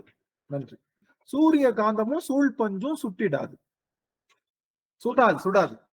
நம்மளுடைய அறிவும் ஆணவமும் பக்கத்துல இருந்தாலும் அதை எரிக்கின்ற ஆற்றல் நமக்கு இல்லை, நமக்கு வராது. நம்ம அறிவும் நம்ம ஆணவமும் நம்ம அறிவு தான் சூரிய காந்த கல்லு, நம்முடைய ஆணவம் தான் பஞ்சு. அதை எரிக்கணும், என்ன வராது. எப்ப எரிக்கும் அப்படின்னா சூரியனுடைய சந்நிதினா பிரசன்ஸ். சூரிய சந்நிதி என்னது? பிரசன்ஸ். சூரியனுடைய சந்நிதியிலே சூரிய கதிர்கள், சூரியனுடைய சந்நிதியில இந்த கல்லு பேர் என்னது? சூரியகாந்தக்கல். இந்த சூரியகாந்த கல்லும் நல்லது. சூரியகாந்த கல்லு சூரியனுடைய சந்நிதியில என்ன வச்சோன்னு என்ன ஆகும்? சூரிய கல்ல இருந்து அங்க இருந்து ஒளிய வாங்கி இது என்ன பண்ணும்? ஒரு ஒளியை ஏற்படுத்தும். அந்த ஒளி எதை எரிக்கும்? முக்கியமான சீன் இப்பதான் எல்லாரும் தயவு செய்து ஆன் பண்ணுங்க. இது ஒண்ணு தெரிஞ்சுக்கிட்டீங்கன்னா அவ்வளவுதான், முடிஞ்சது, நல்லா முடிஞ்சது. ரொம்ப முக்கியமான சீன் இது. கொஞ்சம் கால அவகாசம், இட்லி முழுங்குறதுக்கு டைம் கொடுக்கணும்ல. ரைட்டு, அருமை அருமை, ஆஹா ஆஹா சொக்கநாதன். இப்போ சூரியனுடைய சந்நிதி, சந்நிதினா பிரசன்ஸ் ஆஃப் சன்னு. சூரியன் இருக்கணும், அந்த சூரியகாந்த கல் இருக்கணும், அப்பதான் பஞ்சு எரியும். ரைட். இப்ப அங்க இருந்து வந்துச்சுல ஒளி, அந்த ஒளி எதுக்குள்ள பட்டுச்சு? சூரியகாந்த கல்லுக்குள்ள பட்டுச்சுல்ல. நல்லா கவனிக்கணும், சூரியகாந்தக்குள்ள பட்டுச்சுல, பட்டுட்டு அந்த வெளியில வருதுல ஒளி, அந்த ஒளி சூரியன் இருந்து வந்த ஒளி இல்ல. சூரியகாந்த கல்ல இருந்து ஒரு ஒளி வந்து பஞ்ச சுடுது இல்லையா, அது சூரியன் இருந்து வாங்கின ஒளி அல்ல, அது சூரியகாந்த கல்லுக்குள்ளேயே இருக்கின்ற ஒளி. அது கல்லுக்குள்ளதான் இருக்கும். ஆனா அது எப்ப வெளிப்படும்னா பிரசன்ஸ், இந்த பிரசன்ஸ் ஆஃப் சன், சூரியனுடைய சந்நிதியில தான் விளையும். சூரியனுடைய சந்நிதியில தான் விளையும். அது போல குருநாதர் சூரியனாக வந்து குருநாதர் சந்நிதியில குருநாதர் ஞானம் உங்களுக்கு வராது. நல்லா தெரிஞ்சுக்கணும், குருநாதரோட ஞானம் உங்களுக்கு டிரான்ஸ்பர், யாருடைய ஞானம் யாருக்கும் டிரான்ஸ்பர் ஆக. குருநாதருடைய சந்நிதியில உங்களுடைய ஞானத்தினால நீங்க உங்களுடைய ஆணவத்தை எழுப்பீங்க. அது எப்ப நிகழணும்னா குருநாதர் சந்நிதி கிடைச்சாதான். குருநாதருடைய சந்நிதி கிடைக்காத வரைக்கும் எவ்வளவு பெரிய சூரியகாந்த கல்லா இருந்தாலும் சூழ் பஞ்ச சுடாது என்பது போல குருநாதருடைய சந்நிதியிலே சூரியகாந்த கல்லானது ஒளியை உமிழ்ந்து சூழ் பஞ்சை சுட்டிடும். அப்போ சூரியன் என்பது யார் அப்படின்னா குருநாதர். இந்த சூரியகாந்த கல் யார் அப்படின்னா நம்மளுடைய ஆன்மாவினுடைய அறிவு. இந்த ஆன்மாவினுடைய அறிவு வெளிப்படுகின்றது எப்போதுனா இறைவனுடைய சன்னதி, அதாவது குருநாதனுடைய சன்னதியிலே. அதனாலதான் சன்னதின்றோம். எங்க நம்ம கோவில் இருக்கக்கூடிய இடத்துல சன்னதின்றோம். சன்னதின்னு என்ன அர்த்தம்? பிரசன்ஸ். அங்கதான் பிரசன்ஸ் இருக்கிறத உணர்றோம். இறைவன் எங்கதான் எல்லா பக்கமும் சுத்தி வந்து அந்த இடத்துல தான் சன்னதி உணர்றோம். அப்போ குருவினுடைய சன்னதியிலே உங்களுடைய அறிவு தானாகவே ஒளிர்ந்து சூழ் பஞ்சை சுடும். குருநாதர் துணை செய்வார். அவ்வளவுதான். குருநாதர் துணை இல்லாம செய்ய முடியாது. அது மட்டும் நல்லா தெரிஞ்சு. குருநாதர் துணை கொண்டு இந்த ஆணவ இருளை நாம நீக்க முடியும். குருநாதர் நீக்க மாட்டார். குருநாதருடைய சன்னதி சூரியன் வந்து அதை சுடல. ஏன்னா வெறுமனே நீங்க பஞ்ச எடுத்து சூரியன் காமிச்சா சுடுமா? வெறுமனே கஞ்ச எடுத்து காட்டுங்க, சுடாது. சூரியகாந்த கல்லும் வேணும். குருநாதருடைய வேலை அது இல்ல. குருநாதர் உங்களுடைய ஆன்ம அறிவை, உங்க ஆன்மாவில் இருக்கக்கூடிய அந்த அறிவில் இருக்கக்கூடிய இருள் அப்படி தொடக்கிறவர், அவ்வளவுதான். அவர் உங்களுக்கு அறிவை ஊட்டுபவர் அல்ல. அறிவு ஊட்டவும் முடியாது. அறிவு என்பது எப்பொழுதும் உள்பொருள். இந்த ஆன்மாவுக்கு உள்பொருள், அது இல்பொருள் அல்ல. Always presence. இந்த அறிவு எப்பொழுதுமே ஆன்மாக்குள்ள இருந்துகிட்டே இருக்கு. அதை மறைக்குது. ஏற்கனவே பாதி மறைச்சிருக்கு. எது? நாம ஏற்கனவே ஃபர்ஸ்ட் பிடிச்சோம்ல ஆணவம், அது மறைச்சிருக்கு. இத இன்னும் கொஞ்சம் மறைக்குது. இன்னும் கொஞ்சம் மறைக்குது. எது? மாயை. மறைச்சு காட்டி தானே அறிவினுடைய விளக்கத்தை எல்லாம் இது இல்ல, இதுல இல்ல, இதுல இல்ல, இதுல இல்ல அப்படின்னு சொல்லுவதுதான் நம்மளுடைய பக்தி. இதுல இல்ல, இதுல இறைவன் இல்ல, இதுல இறைவன் இல்லன்னு நெக்லெக்ட் பண்ணிட்டே வந்து கடைசியில ஒரு பொருள் நிக்கிறோம்ல, அதுதான் பக்தி. நாம என்ன பண்ணோம்? இதுல இருக்காரு, இதுல இருக்காரு, இதுல இருக்காரு அப்படின்னு சொல்லி போறதும் ஒரு பக்தி தான். எல்லாத்தையும் சிவமா பார்க்கறதும் ஒரு பக்தி தான். உண்மை சிவத்தை அப்படியே முழுமுதல் பொருளாக பார்ப்பதும் பக்தி தான். ஆக இல்லை என்பதை இருப்பதாகவும் இருப்பது இல்லை என்பது காட்டுவதும் தான் மாயை.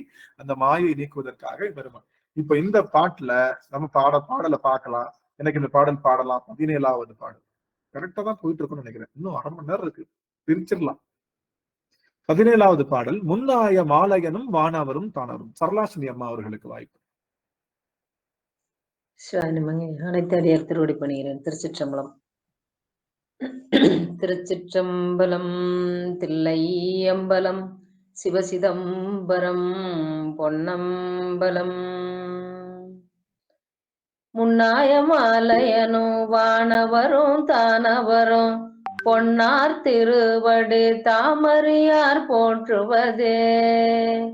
என்னாகம் முள் புகுந்து ஆண்டு கொண்டான் நிலங்கனியாம் பல்நாகம் பாடி நாம் பூவள்ளி கொய்யாமோ. பல்நாகம் பாடி நாம் பூவள்ளி கொய்யாமோ, பூவள்ளி கொய்யாமோ. சிவ சிவ சிவ சிவ. அடுத்தபடியாக சாந்தி ஆறுமுகம் அம்மா அவர்களுக்கு வாய்ப்பு. திருச்சிற்றம்பலம். முன்னாய மாலையனும் வானவரும் பொன்னார் திருவடி தாமரையார் போற்றுவதே. என்னாகம் உள்புகுந்து ஆண்டு கொண்டான் இளங்கனியாம் பல்நாகம் பாடி நாம் பூவல்லி கொய்யாமோ. பல்நாகம் பாடி நாம் பூவல்லி கொய்யாமோ. சிற்றம்பலம். சிவசிவ சிவசிவ சிவசிவ. அடுத்தபடியா எனக்கு இன்னைக்கு வேற அடியாருக்கு ஒரு வாய்ப்பு. வேற அடியார்கள் அங்கர்கண்ணி அம்மா அவர்களுக்கு வாய்ப்பு கொடுக்கலாம். ஏன்னா ஒரு தடவை கொடுத்துட்டோம்னா அடுத்த முறை உங்களுக்கு வாய்ப்பு லேட்டா தான் வரும். அடுத்த ஒவ்வொரு தடவையும் எல்லாத்துக்கும் கொடுக்குறோம் வாய்ப்பு. அதனால இன்னைக்கு 3 பேர் அங்கர்கண்ணி அம்மா அவர்கள். திருச்சிற்றம்பலம். முன்னாய மாலையனும் வானவரும் தானவரும் பொன்னார் திருவடி தாமரியார் போற்றுவதே. என்னாகம் உள் புகுந்து ஆண்டு கொண்டான் இளங்கனியாம் பல்நாகம் பாடி நாம் பூவள்ளி கொய்யாமோ. பல்நாகம் பாடி நாம் பூவள்ளி கொய்யாமோ. திருச்சிற்றம்பலம். சிவசிவ சிவசிவ சிவசிவ சிவசிவ. நமச்சிவாய் நமச்சிவாய் நமச்சிவாய். இது நம்மளுடைய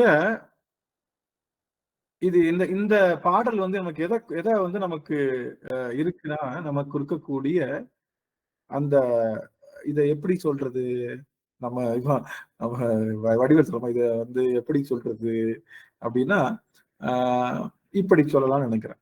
இது எதற்காகன்னா, இந்த மூர்க்க பாம்பு என்று சொல்லுகின்ற பாம்பினுடைய நச்சினை நீக்குகின்ற மாயை, பாம்பு மாயையை நாகமாயைன்னு கூட வச்சுக்கலாம். நாகமாயையை நீக்குகின்ற பாடல் இது. நாகமாயையை நீக்குகின்ற.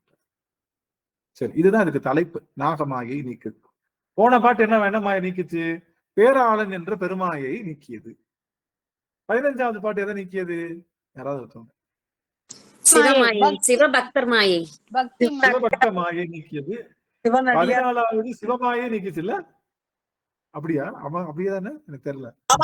சிவமாயை 14வதுங்க. சிவமாயையே நீக்குச்சு. அப்பா, இது நாகமாயையை நீக்குகின்றது. என்ன நாகமாயை அப்படின்னு பார்க்கலாம். முன்னாய மாலையனும் வானவரும் தானவரும் பொன்னார் திருவடி தாமரியார் போற்றுவதே.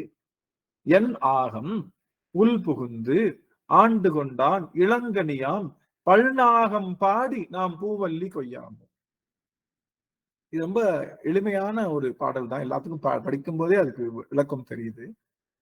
முன்னாய மாலையனும், முன்னாயன்னா இந்த மாலும் அயனும் முன்னாக, முன்னாயன்னா முன் இருந்தபடி, முன்பே இருந்திருக்காங்க. இந்த மால் அயன் அப்படிங்கிறது யார் அப்படின்னா சகல வர்க்கம். அவர்களுக்கு சகலர்கள் சொன்னோம்னா எல்லா இன்ஸ்ட்ருமெண்ட்டும் இருக்கும். எல்லா இன்ஸ்ட்ருமெண்ட்டும் இருக்கும். எல்லா இன்ஸ்ட்ருமெண்ட் இருந்தா அவங்களுக்கு என்ன இருக்கும்? இன்ஸ்ட்ருமெண்ட் என்ன சாமி? தத்துவம். எல்லா தத்துவம் இருந்தா அவங்களுக்கு என்ன இருக்கும்? இதுக்கு சரியா யார் கரெக்டா ஆன்சர் பண்றாங்க பார்க்கலாம். இது ரொம்ப கிளவரான கொஸ்டின். எல்லா உடல் இருக்கும் சாமி. சரணசாமி. Excellent excellent excellent. நினைச்சு கூட பார்க்கல. நடராஜன் ஐயா, சரவணன் ஐயா, அருமை அருமை. எல்லாமே இருக்குன்னா அவங்களுக்கு உடல் இருக்கும். எல்லா இன்ஸ்ட்ருமெண்ட்டும் என்ன சாமி? கண் இருக்கு, காது இருக்கு, மூக்கு இருக்கு, வாய். அமீபாவுக்கு என்ன இல்ல? நம்ம கண்ணுக்கு தெரியுதா? அமீபா கண்ணுக்கு தெரியுதா சாமி? அதுக்கு என்ன இல்ல? அமீபாவை நீங்க படம் போட்டு பாத்தீங்கன்னா கண்ணு இருக்காது, அதுக்கு காது இருக்காது. புரியுதுங்களா? கண்ணு, காது, மூக்கு, வாக்கு, நாய், நிறைய வாய் அப்படின்னு சொல்ற மாதிரி நிறைய இன்ஸ்ட்ருமெண்ட் எல்லாம் கட்டா இருக்கும். அதனாலதான் அது என்ன பார்க்க முடியல. ஒரு பொருள் பார்க்க முடியலன்னா நிறைய இன்ஸ்ட்ருமெண்ட் கட் ஆயிடுச்சிருந்தோம். எல்லா இன்ஸ்ட்ருமெண்ட்டையும் போட்டாதான் உருவமே வரும். உருவம் உடையவர்கள் யாரு? பிரம்மனுக்கு உருவம் இருக்கா? பிரம்மனுக்கு உருவம் இருக்கா இல்லையா? இருக்கா இல்லையா? இருக்கு. அடுத்து திருமாலுக்கு இருக்கா? கன்ஃபார்மா இருக்கு. உருவமற்ற திருமால் எங்கேயாவது பாத்துறீங்களா? இருக்க, சில இடத்துல காமிக்கிறாங்க. அதுவும் நம்ம சிவத்தை குறிக்கும். சரி, பரவாயில்ல. உருவமற்றது. அப்ப உருவமுடைய திருமாலும் பிரமனும். அதனாலதான் அவங்களுக்கு என்ன போடுவாங்க? உருவம் இருக்கிறவங்களுக்கு தான் என்ன போடணும்? என்ன போடணும்னு கேட்டா என்னையா சொல்லுவோம்? அவங்களுக்கு கிரீடம் போடணும், அவங்களுக்கு நகை போடணும், அவங்களுக்கு ட்ரெஸ் போடணும், அவங்களுக்கு நைவேத்தியம் வைக்கணும், பூ போடணும், எல்லாம் போடணும். உருவமே இல்லை. உருவமா இருப்பாங்க. இப்ப பாத்தீங்கன்னா உருவமும் இருக்காது, பாதி பாக்குறதுக்கு உருவம் இருக்காது, அப்படியே செமி ஷேப்பா இருப்பாங்க. அது யாருன்னா நம்மளுடைய உருத்திரன் வரைக்குமே உருவம் இருக்கு. யாருக்கு? திருமாலு, அதுக்கடுத்து பிரமன், இவங்க 2 பேத்துக்கும் முழு உருவம். உருத்திரனுக்கும் உருவம் இருக்கு. அப்ப அவனும் சகலர்ல கிடையாது, அது விஞ்ஞானங்கள்ல போய் சேரும் கொஞ்சம். அதுக்கடுத்து மாகேஸ்வரருக்கும் சதாசிவத்துக்கு என்ன கிடையாது? உருவம் கிடையாது. அவர்கள் எல்லாம் அருவுருவம். இப்ப கவனிங்க. இப்ப நீங்களே சொல்லுங்க. கழுத்து இருந்தாதான் என்ன போடணும்? கழுத்துன்னு ஒண்ணு இருந்தாதான் அதுல செயின் போடணும். மூக்குன்னு இருந்தாதான் மூக்குத்தி குத்தலாம். நெத்தின்னு இருந்தாதான் அது பண்ணலாம். இடுப்புன்னு இருந்தாதான் வேஷ்டி கட்டலாம். இடுப்புன்னு இருந்தாதான் வேஷ்டி கட்டலாம். காலுன்னு இருந்தாதான் சலங்கை போடலாம். இதெல்லாம் எதுக்கு பண்ணக்கூடாது? அருவுருவ திருமேனியாக இருக்கக்கூடிய அந்த சிவலிங்க திருமேனிக்கு நாகாபரணம் கூட தப்புதான். நெற்றி திருப்பட்டையும் தப்புதான். காசு மாலை. ஆனா எங்க அப்ப அண்ணாமலையார அந்த நாகாபரணத்தோட, தலையில கிரீடத்தோட, அப்படியே உடலெங்கும் காசு மாலையோட அவன் உட்கார்ந்து இருப்பான். அருவுருவ திருமேனி தான். அவனுக்கு கண்ணு கிடையாது, மூக்கு கிடையாது. இருந்தாலும் நம்ம அன்புல போட்டு அவனை அலங்காரம் பண்ணி பாக்குறப்போ என்னன்னு தெரியல, அது ஒரு ஆனந்தமா இருக்கு. ஆனா தவறுதான், சைவத்தின்படி தவறுதான். சிவலிங்க திருமேனிக்கு சந்தன புட்டு குங்குமமும் வைக்கிறோம்ல, அதுவே கொஞ்சம் விதிமீறல் தான். சிவலிங்க திருமேனிக்கு சந்தன புட்டு குங்குமமும் வைக்கிறோம் இல்லையா? நெத்தி நினைச்சு வைக்கிறோம். நெத்தி நினைக்க கூடாது, நெத்தி கிடையாது.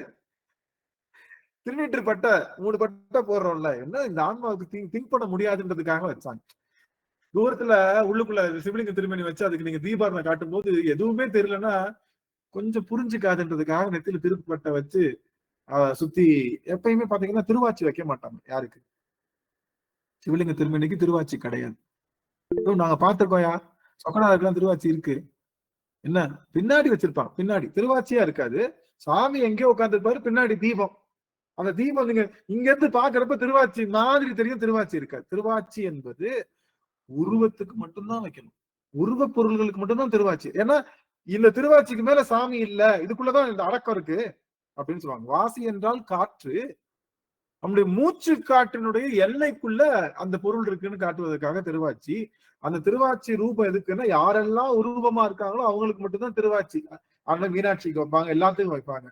ஏங்க சில கோயில்கள்ல நாங்க பார்த்திருக்கோமே, சிவபெருமானுக்கு திருவாச்சி இருக்கு பாத்துக்கோம் அப்படின்னா, அந்த திருவாச்சி சிவலிங்க திருமேனிக்கு திருவாச்சி வைக்கின்ற வழக்கம் இருக்கு.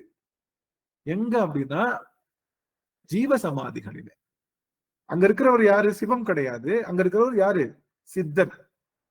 சிவனை சீவனாக கொண்ட சித்தர் இருக்காரு. சித்தருக்கு என்ன உண்டு? உடல் உண்டு, உருவம் உண்டு. அதனால அங்க இருக்கக்கூடிய திருமேனிக்கு திருவாச்சி இருக்கும். திருவாச்சி இருக்கு அப்படின்னா அது சித்தர்களுடைய ஜீவ சமாதியா இருக்கும். எந்த திருக்கோயிலையும் வைக்க கூடாது. தெரியல, இப்ப அவங்கவுங்க பிடிச்சதை என்னமோ பண்ணிக்கிறாங்க. ஏன்னா அந்த எப்படி ஆடுகின்ற திருக்கூத்திலே நம்ம யாருக்கு இருக்கா? நம்ம நடராஜனுக்கு அப்படியே அந்த அந்த வளையம் இருக்கும், அப்படியே பிரபஞ்ச வளையம். அதுவே திருவாச்சி மாதிரி இருக்கும். அப்படியே அதுல அனல் 51 அனல்கள் நிறைந்த அந்த இது இருக்கும். அவனுடைய திருவுருவத்தை இதுக்கு மேல தேடாதுன்னு சொல்றாங்க. என்னத்தம்? இதுக்கு மேல அவன் திருவுருவத்தை தேடாத, திருவுருவம் அதுக்குள்ளதான் அடங்குது. அந்த கடைசி போட்டிருக்க பவுண்டரி இருக்கு இல்லையா, அது அண்ட சராசரம், அது விரியுது. நீ அவனை அங்க மட்டும் தேடுன்னு சொல்றான். ஆனா சிவலிங்க திருமேனி இருக்குல்ல, அவனை அங்க தேடக்கூடாது, அவன் எங்கும் வியாபித்துக்கிறான்னு சொல்லி உட்கார்ந்து சோமாஸ்கந்தர் 2 பேரையும் உருவமா பார்த்துட்டு இங்க சிவலிங்க திருமேனியை பார்க்கும் போது இவனுடைய திருமேனி இங்க மட்டும் இல்ல, வேற இடத்துல இருக்குன்னு இப்ப நிமிர்ந்து பார்த்தா அருவம் தெரியும். அப்போ உருவமாகி அருவுருவமாகி அருவமாகி நிற்கின்ற ஆற்றலை சொல்லி தருவதுதான் நமக்கு சிவலிங்க திருமேனியோட நோக்கம். ஐயா, நான் பேசுறது கேக்குதுங்களா ஐயா? கேக்குதுங்க சாமி. சாமிக்கு வேட்டி கட்டலாங்களா ஐயா? யாருக்கு? லிங்க திருமேனிக்கு நம்ம இருக்குல்ல, நம்ம நெத்தியில வைக்கிற குங்குமமே விதிமீறல்ன்றோம். திருநீற்றுப்பட்டையும் விதி. ஆனா புரிதலுக்காக செய்யறோம். வர்றவங்களுக்கு எடுத்தோடனே உள்ள காட்டுறப்ப ஒண்ணுமே தெரியலன்னா என்னடா ஒண்ணுமே தெரியல அப்படின்ற எண்ணம் வரக்கூடாதுன்றதுக்காக ஒரு காதலுக்காக செய்வது. ஆனா கடைசி வரைக்கவே அந்த காதல நின்றக்கூடாது. அவனுக்கு அந்த அங்கவஸ்திரம் சாத்துறது, அந்த திருமேனிக்கு லிங்க திருமேனிக்கு அங்கவசம் சாத்துறது, லிங்க திருமேனிக்கு வேஷ்டி கட்டுறது, லிங்க திருமேனிக்கு தலையில வந்து கிரீடம் சாத்துறது, திருநீற்று பட்டை போடுறது, காசு மாலையால நிரப்புறது. இன்னொரு முக்கியமான விஷயம், நீங்க என்ன வேணாலும் பண்ணிட்டு போங்க, ஆனா தயவு செய்து காசு, பணம், பொருள், நகை அதை மட்டும் அவன்கிட்ட கொண்டு போயிடாங்க. அதை கொண்டு போய் அலங்காரமாவே காமிச்சு காமிச்சு மக்கள் மனசுல என்னதான் கொண்டு வந்திருக்கீங்க, விதைச்சிருக்கீங்க அப்படின்னா, சாமிக்கு பிடிச்சது என்ன அப்படின்னா காசு மாலை, சந்திரமுகில சொல்ற மாதிரி காசு மாலை ஒட்டியானம், காசு மாலை ஒட்டியானம்ன்ற மாதிரி தான் நம்மள மைண்ட்ல மாத்தி வச்சிருக்காங்க. அது இல்லாம இருக்கிறவங்க எந்த பழைய கோவில்கள்லாம் பாத்தீங்கன்னா திருமணியில ஒரு சந்தன பொட்டு மட்டும்தான் இருக்கும், குங்குமம் கூட வைக்க மாட்டாங்க. ஒரே ஒரு மலர் தான், நிறைய மலர் குவியல்கள்லாம் இருக்காது. விரையார் மலர்ந்தன்னு சொல்லுவாங்க. சொல்லிக்கிட்டு 5 விதமான மலர்களை கட்டி அவனுக்கு வந்து இது பண்ணுவான். விரைன்னா தெரியும், விரையார்ந்தன்னா என்ன அர்த்தம்? சிவபெருமானுக்கு 5 விதமான வாசனைகள், வெட்டி வேறு, சந்தனம், புனுகு, அதுக்கப்புறம் இன்னொரு அரைக்கிற பொருள் அகில், அதெல்லாம் சேர்த்து அரைக்கணும். அரைச்சு சிவபெருமானுடைய திருமேனியில பூசணும். அதுக்கப்புறம் 5 விதமான மலர்கள், முல்லை, அதுக்கப்புறம் வந்து மல்லிகை, அப்புறம் முல்லை, மல்லிகை, நீலோத்பவம், இன்னொரு 2 மலர்கள், வாசனை மிகுந்த மலர்கள், 5 மலர்களை கட்டி சுவாமியோட திருமேனிக்கு வைக்கணும். இந்த 2 வாசனையும் கலந்து வரும்ல, இது நம்ம அரைச்சோம்ல, சந்தனம், அகிலு, புனுகு, இதெல்லாம் போட்டு 5 விதமான திரவியங்கள் அரைச்சோம் இல்லையா? அரைச்ச சந்தனம் மட்டுமே தனி வாசனை, புனுகு மட்டும் தனி வாசனை, வெட்டிவேர் மட்டும் தனி வாசனை. இது எல்லாம் சேர்த்து அரைச்சு பெருமாள் மேல தடவுறப்ப ஒரு வாசனை கிடைக்கும்ல, அந்த வாசனையோடு இந்த 5 மலர்களையும் சேர்த்து கட்டின வாசனையோடு வளரும் போது ஒரு வாசனை வரும்ல, அந்த பேரு தான் விரை. விரைன்னு அந்த மனத்துக்கு பேரு விரைன்னு பார்த்தோம். விரையார்ந்த மலர் தூவி. அந்த ஸ்மெல்லு வந்துச்சுனாலே மனம் ஸ்டாப், அரெஸ்ட் ஆயிடும். அந்த மனசு, அந்த ஸ்மெல்ல நீங்க யோசிச்சு பாருங்களேன். அந்த ஸ்மெல்ல பக்கத்துல நீங்க போய் சுவாமி பக்கத்துல போய் நிற்கும் போது என்ன ஆகும்னா, உங்களை மயக்கி உங்களை எல்லாத்தையும் எடுத்து உங்க உடம்புல இருக்கக்கூடிய தேவையில்லாத, நம்ம வீட்டுல கேஸ் ஆஃப் பண்ணோமா, அது பண்ணோமா, இது பண்ணோமா, எதுவும் தெரியாது, அப்படியே மனசை மயக்கி அப்படியே நிறுத்தும். அதுதான் செய்தார்கள் நம்முடைய அருளாளர் மக்கள். இது போக வெளியில என்ன இருக்கு? இது போக வெளியில குங்குலியம், சாம்பிராணி, மற்ற எல்லா ஒரு சொக்கநாதா சொக்கநாதா அடியேன் செய்த தாவம் அமைச்சு எத்தனை அழகு பெருமானுடைய திருமேனி, எதுவுமே இல்லாம அப்படியே நிர்மால்யம். இதுல நமக்கு அந்த வேஷ்டியும் ஜாஸ்தி தான். அவன் ஆணும் கிடையாது, அவன் பெண்ணும் கிடையாது. உள்ள உட்காந்துருக்க ஆனா பெண்ணா? உள்ள உட்காந்து ஆனா பெண்ணா? ரெண்டுமே இல்லைங்க, ஆணும் இல்ல பெண்ணும் இல்லை. ஆணும் இல்ல பெண்ணும் இல்லைன்னு சொல்றீங்களே, அப்படின்னா அலியா? அப்படின்னா அதுவும் கிடையாது, ஆணும் கிடையாது, பெண்ணும் கிடையாது, 3வது பாலினமும் இருக்கு. அதனால அது ஆக உன் விரையார் கலர்க்க நெய்தான் நடந்து விதித்து உன் விரையார் கலர்க்க. பெருமானுடைய திருவடி விரையார்ந்த திருவடியும், விரையார்ந்த. நீங்க நல்லா கவனிங்க, நமக்குத்தான் இது விரையார்ந்த பொடி. இந்த நான் சொன்னேன் இல்லையா, வாசனை சொன்னேன் இல்லையா, அந்த வாசனை உங்களுக்கு வருதா? நான் சொன்ன வாசனை உங்களால உணர முடியுதாங்க சாமி?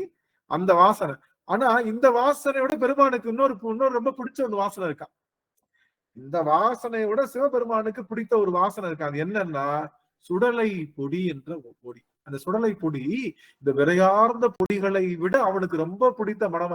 நமக்குத்தான் பொனநாத்தம், அவனுக்கு இந்த விரையார்ந்த மலர்களில் இருக்கக்கூடிய அந்த எண்ணங்கள் எல்லாம், அந்த மலர்களில் இருக்கக்கூடிய வாசனைகள் எல்லாம் மிகுந்த பொடி எது அப்படின்னா இந்த பொடிதான். எது? சுடலை பொடிதான் அவனுக்கு ரொம்ப பிடிக்குமா. எத்தனை அழகு!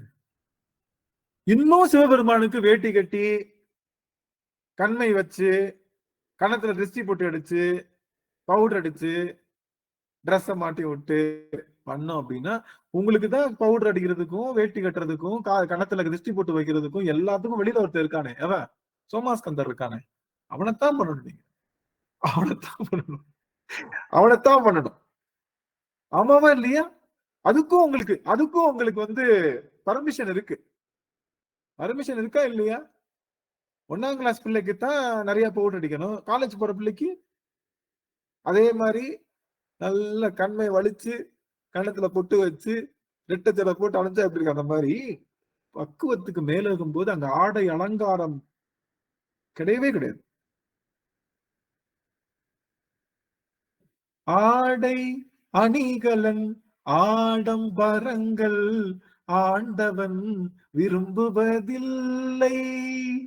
இங்கொரு கண்ணும் அங்கொரு கண்ணும் ஆலய வழிபாடில்லை. இசையில் மழையில் மழலை மொழியில் இறைவன் இருப்பதுண்டு. இவன்தான் தெய்வம் என்றதை அறிந்தால் ஏற்கும் உனது தொண்டு. தெய்வம் இருப்பது எங்கே வேறெங்கே வேறெங்கே. சொக்கநாதா ஆக ஆக ஆக ஆக ஆக திருவிடைக்களி பெருமான் ஆக ஆக சொக்கநாதா சொக்கநாதா திருவிடைக்களி பெருமான். இப்பதான் நம்ம பெருமானை பார்க்க அவ்வளவு அருமையா இருக்கு. அட்டகாசம் பண்றாரு சாமி. ஆனா இதையும் நான் மறுக்கிறேன் சாமி. நீங்க சாமி கோவணம் கட்டுங்க, ஆனா வெள்ளியில கோவணம் கட்டக்கூடாது. இதுல கோவணம் கட்டக்கூடாது. இதுல நம்ம தங்கத்துல கோவணம் கட்டக்கூடாது.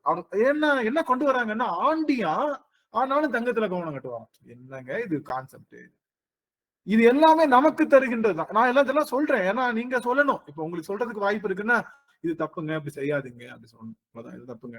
சாமிக்கு அங்கவஸ்திரம் சாத்தக்கூடாது, சாமிக்கு வேஷ்டி கட்டக்கூடாது, சாமிக்கு நெத்தி பொட்ட வச்சுக்க. நெத்தி இருக்குன்னு சொன்னா அது அருவுருவம் இல்லை, அது லிங்க திருமேனியே கிடையாது. நீங்க வணங்குறது வேற யாரையோ. புரியுதுங்களா? கான்செப்ட் புரிஞ்சுக்கிட்டா அதை நம்ம செய்ய மாட்டோம். ஆஹா இத்தனை அழகு. மறு குலாவிய மலரனை நினையாதே. அழகா அடியன் செய்த தவத்தினால இன்னைக்கு பெருமானை பார்த்தேன். ரொம்ப மகிழ்ச்சி மகிழ்ச்சி. சிவ அப்போ உள்ள வந்துடலாம். இப்ப உருவம் யாருக்கு இருக்கு அப்படின்னா, உருவம் தாங்கி இருக்கிறவங்க யாருன்னா முன்னாய மால் அயன், அவங்க எல்லாம் உருவம் இருக்கு. வானவர்களுக்கு உருவம் இருக்கு. முன்னாய மாலையன் அத நம்மளுடைய மால், நம்மளுடைய திருமாலுக்கும் நம்மளுடைய பெருமானுக்கும் எல்லாத்துக்கும் என்ன இருக்கு? அங்க என்ன இருக்கு? எல்லா தேவர்களுக்கும் முன்னதாக படைக்கப்பட்டவன் யாரு? திருமால். அப்படித்தானே? அவன் தான் ஃபர்ஸ்ட். பிரம்மனுக்கு முன்னாடி படைக்கப்பட்டவன் யாரு? யார் சாமி? திருமால். திருமால் தான். ஏன்னா திருமாலுடைய தொப்புள் குடியில இருந்து தான் யாரு வர்றா? பிரம்மனே வர்றான். அப்போ இவங்க எல்லாம் யாரு? முன்னாய மால். அவன் தான் எல்லாத்துக்கும் முன்னாடி.